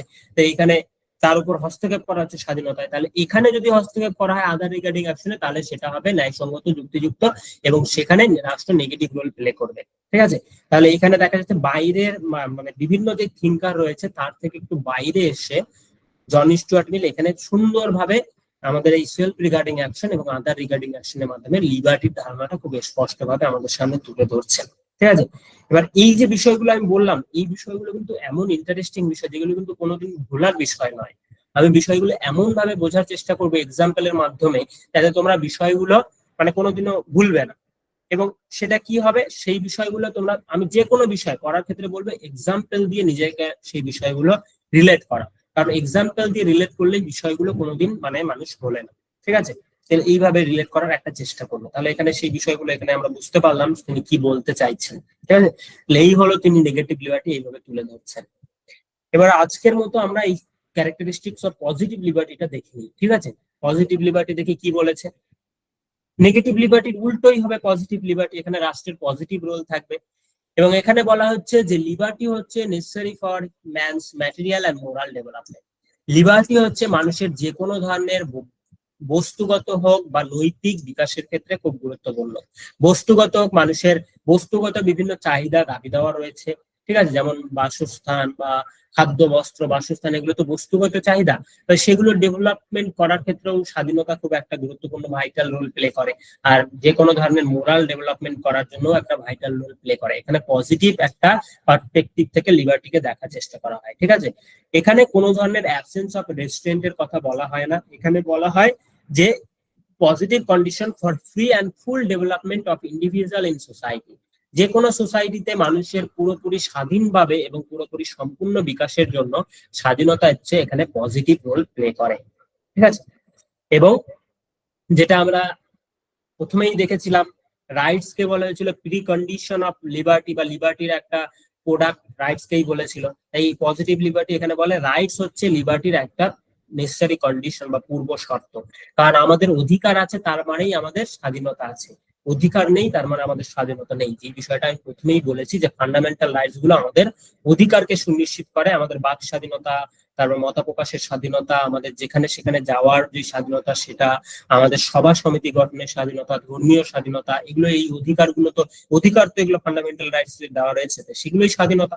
ঠিক আছে, রাইটস মূলত একটা প্রি কন্ডিশন বা নিশ্চয়ই কন্ডিশন। এবং স্টেট এখানে মানুষের স্বাধীনতার কোনো শত্রু হিসেবে একে দেখা হয় না, একে কি দেখা হয়, রাষ্ট্রকে দেখা হয় লিবার্টির প্রমোটার হিসেবে। বা লিবার্টিকে সে আরো প্রমোট করে বা তুলে ধরে। কি করে? রাষ্ট্র বিভিন্ন ধরনের কন্ডিশন বা অপরচুনিটি ক্রিয়েট করে যাতে লিবার্টি তারা ভোগ করতে পারে। যেমন রাষ্ট্র যারা শিশুরা রয়েছে, যেমন 6 থেকে 14 বছর বয়সী শিশুদের জন্য অবৈতনিক এবং বাধ্যতামূলক শিক্ষার ব্যবস্থা করেছে। তাই এটা তো শিশুদের জন্য একটা অপরচুনিটি যে তারা শিক্ষার যে অধিকার বা স্বাধীনতা, শিক্ষাগত স্বাধীনতা যেটা রয়েছে সেটা যাতে পেতে পারে। তো এই রাষ্ট্র মূলত এই অপরচুনিটি গুলো দেয়। এবার প্রধানমন্ত্রী আবাস যোজনা, উজালা যোজনা, এগুলো বললাম, এগুলো অপরচুনিটি তাদের মধ্যে দিচ্ছে যে তারা কম টাকা দিয়ে সেই ফ্যাসিলিটি গুলো পাচ্ছে, ঘর বাড়ি পাচ্ছে, এগুলো। তাহলে এগুলো রাষ্ট্র এখানে পজিটিভ বিভিন্ন অপরচুনিটি ক্রিয়েট করে যাতে মানুষ তার লিবার্টি এবং সুন্দর একটা কোয়ালিটি লাইফ বিল্ড করতে পারে। ঠিক আছে।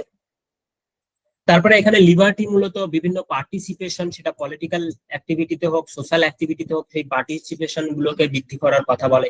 সেলফ অটোনমি মানে নিজের ইচ্ছা অনুসারে কাজগুলো করা, ক্রিয়েটিভিটি, ডেভেলপমেন্ট, সেলফ ডিটারমিনেশন, এবং ইন্ডিভিজুয়াল যে গোল রয়েছে সেই গোলগুলো যে রয়েছে সেই গোলগুলোকেও ফুলফিল করার ক্ষেত্রে রাষ্ট্র এখানে পজিটিভ রোল প্লে করবে, সেই কথাটাই এখানে তুলে ধরা হয়। ঠিক আছে, পজিটিভ লিবার্টিতে। তাহলে এটা মূলত মনে রাখবে, এখানে নেগেটিভ কোনো টার্মের এখানে ইউজই হচ্ছে না, এখানে সবকিছু একটা পজিটিভ আইডিয়োলজি থেকে দেখা হচ্ছে।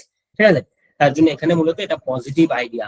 এবং এখানে রাষ্ট্রকে দেখা হচ্ছে ওয়েলফেয়ার স্টেট হিসেবে, মানে একজন জনকল্যাণকামী, একটি জনকল্যাণকামী রাষ্ট্র হিসেবে। নেগেটিভ লিবার্টিতে আমরা দেখলাম রাষ্ট্রকে দেখা হচ্ছে নেসেসারি এভিল হিসেবে বা প্রয়োজনীয় শত্রু হিসেবে। আর এখানে দেখা হচ্ছে ওয়েলফেয়ার স্টেট। ওয়েলফেয়ার মানে কল্যাণকামী রাষ্ট্র। কল্যাণকামী রাষ্ট্র মানে যে জনগণের কল্যাণের জন্য কাজ করবে বা জনগণের বিভিন্ন অপরচুনিটি ক্রিয়েট করবে, বা জনগণ যাতে নিজের লিবার্টিটা ভালোভাবে ভোগ করতে পারে, এক্সারসাইজ করতে পারে, সেটা দেখার দায়িত্ব পুরোপুরি রাষ্ট্রের হাতে রয়েছে। ঠিক আছে, যেমন freedom from fear, freedom from want, এই যে ধারণাগুলো, এগুলো রাষ্ট্র আরো বেশি পরিমাণে তুলে ধরবে। ঠিক আছে, তাই এইখানে দেখা যাচ্ছে রাষ্ট্র ওয়েলফেয়ার একটা রোল প্লে করছে। মেজর থিঙ্কার্স কারা রয়েছে? টি.এইচ. Green, Laski. ল্যাস্কি আমরা দেখলাম, ল্যাস্কি এই রাইটের কথাটা মূলত ল্যাক্সিরই আমরা করেছি, ল্যাস্কি বলছেন। বার্কার, ইসাইয়া বার্লিন, জন রলস। জন রলস খুব গুরুত্বপূর্ণ, আমরা এই লিবার্টি জাস্টিসে আমরা জন রলসের ধারণাটা পাবো, জন রলসের খুব ধারণা। ম্যাকফারসনকে আমরা সিটিজেনশিপে পাবো। ঠিক আছে, তাহলে এই যে ধারণাগুলো, এই থিঙ্কার গুলো কিন্তু আমরা জন রলস আবার সেপারেটলি আমরা পড়বো থিঙ্কারে গিয়ে। তো এই ধারণাগুলোর মধ্যেই আমরা মূলত থিঙ্কার গুলোকে পাচ্ছি। থিঙ্কার গুলো যখন আমরা পড়বো, দেখো আমরা জন স্টুয়ার্ট মিল পড়লাম, তার কি পড়লাম? লিবার্টির ধারণা। এবার আমরা জন স্টুয়ার্ট মিল পড়তে গেলে সেখানে কি আমার সেপারেটলি আবার জন স্টুয়ার্ট মিলের লিবার্টির ধারণা পড়তে হবে? নিশ্চয়ই পড়তে হবে না। এরকম করে ছোট হয়ে যায় বিষয়গুলো এইভাবে। ধরো আমি বিষয়গুলো সেই কারণেই বলি, প্রত্যেকটা বিষয় রিলেট করে পড়ার চেষ্টা করবে। যেমন আমরা যদি ইন্ডিয়ান ফরেন পলিসি পড়ি, ইন্ডিয়ান ফরেন পলিসিতে বিভিন্ন অর্গানাইজেশনের সাথে ইন্ডিয়ার রিলেশন রয়েছে, এবং সেই অর্গানাইজেশন গুলো তো আমাদের সেপারেটলি আবার পড়তে হয়। তা আমরা যখন সেপারেটলি অর্গানাইজেশন গুলো পড়বো, ধরো আমরা পড়ছি ইউরোপিয়ান ইউনিয়ন, ইউরোপিয়ান ইউনিয়ন যখন সেপারেটলি পড়বো তখনই আমি ইন্ডিয়ার সাথে ইউরোপিয়ান ইউনিয়নের কি রিলেশন সেটা পড়ে নেব। এমন নয় যে আমি ফরেন পলিসি পড়তে গিয়ে শুধু তার রিলেশনটা পড়লাম ইন্ডিয়ার সাথে ইউরোপিয়ান ইউনিয়ন, আবার ইন্টারন্যাশনাল রিলেশন পড়তে গিয়ে তখন আমি ইউরোপিয়ান ইউনিয়ন সেপারেটলি পড়ছি, এইভাবে না।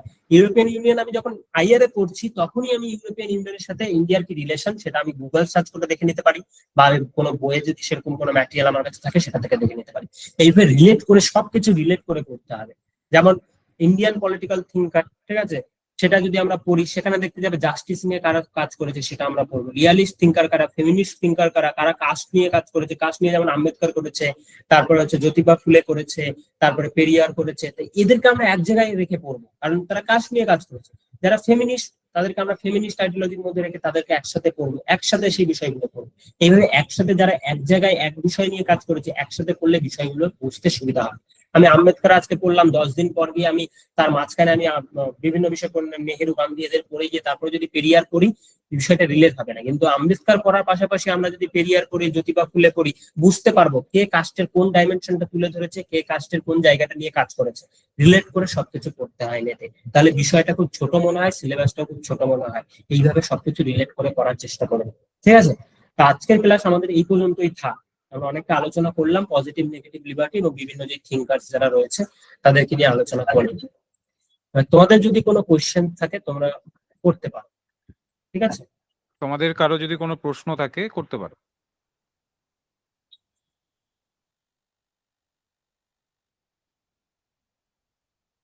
বেশ, ঠিক আছে, মনে হয়। আর তাছাড়া ক্লাসটা খুবই ইন্টারেক্টিভ হয়েছে। হ্যাঁ, কে বলছো? কি কি বার কি কি বার ক্লাস হবে সপ্তাহে 2 দিন? আচ্ছা, সেটা আমাদের বুধবার আর রবিবার। ও সন্ধ্যে 6টা ঠিক থেকে আছে, কটা থেকে? বুধবার আর রবিবার সন্ধ্যে টাইমটা? 7টা থেকে। হ্যাঁ, ওটাই বললাম আমি, সন্ধ্যে 7টা থেকে।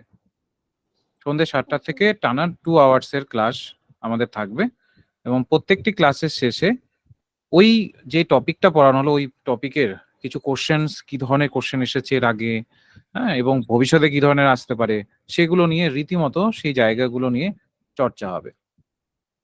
ঠিক আছে, তো আমি একটু তোমাদের বলি। দেখো, আশা করি তোমাদের ক্লাসটা ভালো লেগেছে। যদি ভালো লেগে থাকে, দেখো একটা জিনিস একটুখানি বলে রাখি, এই রকম ক্লাসেসের মাধ্যমেই আমরা কিন্তু পুরো তোমাদের 6 মাসেই পুরো সিলেবাস কমপ্লিট করে দেবো। আর যেটা তোমাদের ফিজের, অনেকেই তোমরা চিন্তা করো যে স্যার ফিস কতটা থাকবে, অনেক বেশি ফিস থাকবে কিনা। আমি তোমাদের বলছি, এবারের অফারে আমরা অনেক কমিয়ে দিয়েছি।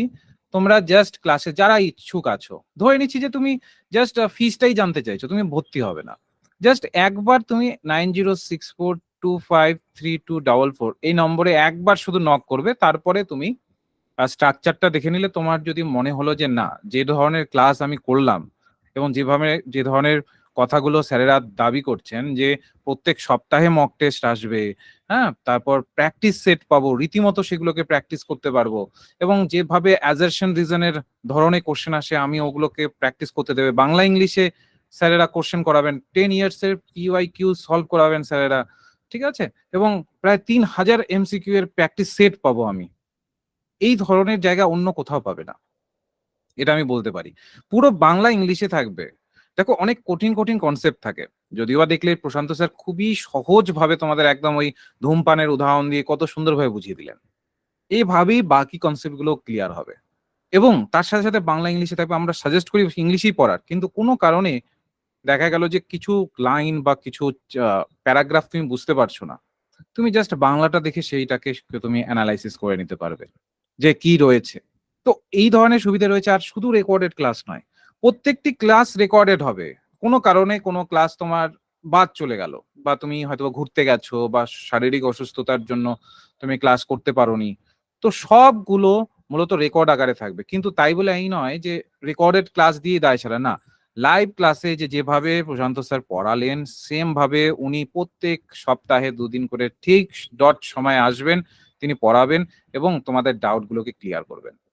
ঠিক আছে, তারপরে এগুলোকে রেকর্ডেড ক্লাসও পাবে। এবং অন্যান্য ইনস্টিটিউশনের মধ্যে এরকম হয় না যে রেকর্ডেড ক্লাসের মধ্যে ওই যে ধরে নাও একটা বলে দিল যে একটা রেকর্ডেড ক্লাস শুধু 3বার দেখতে পারবে, তার বেশি নয়, যত ইচ্ছে ততবার তুমি দেখতে পারো। ঠিক আছে, ক্লাসেসের যেই ক্লাসটা নেওয়া হলো তার 1-2 দিনের মাথায় সেই ক্লাসটা পড়ার জন্য সময় দেওয়া হবে, তারপরেই সেটা নিয়েই আবার মক টেস্ট চলে আসবে। যেটা তোমাদের পড়ানো হলো সেটা নিয়েই মক টেস্ট চলে আসবে, এবং তুমি নিজেকে দেখতে পারবে যে কতটা আমি ডেভেলপ করতে পারলাম।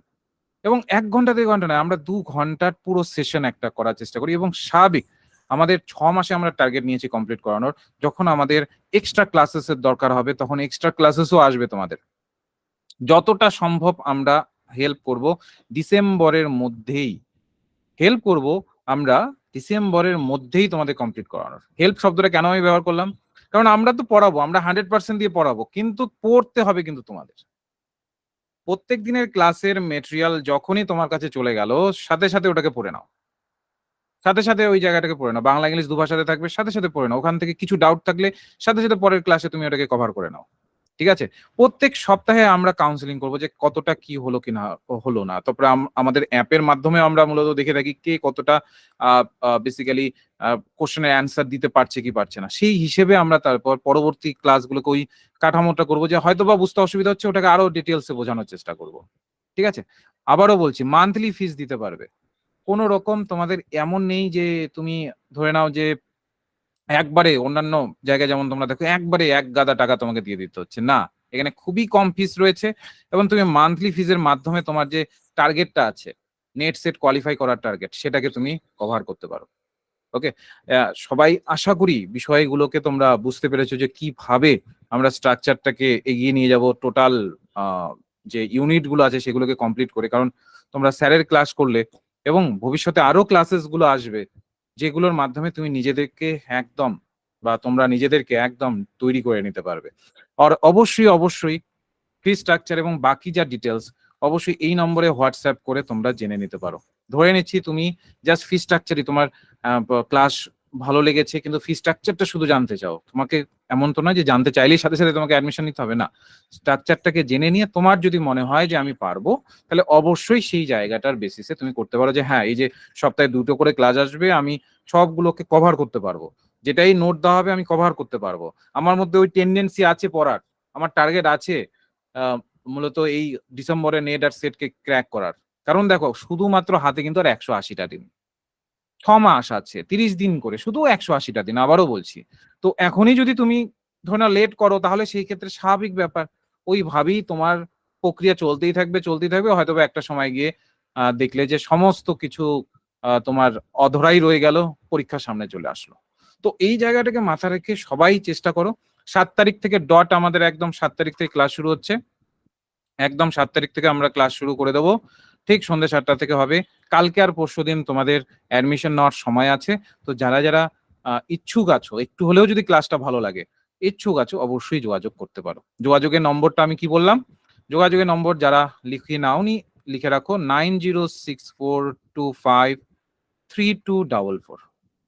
জাস্ট হোয়াটসঅ্যাপ করবে বা তুমি ফোনও করতে পারো, ঠিক আছে? ফোন করলে এর ক্লাসের পরেই তুমি ফোন করতে পারো, ফোন করে তুমি বাকি ডিটেলসটা জেনে নিতে পারো।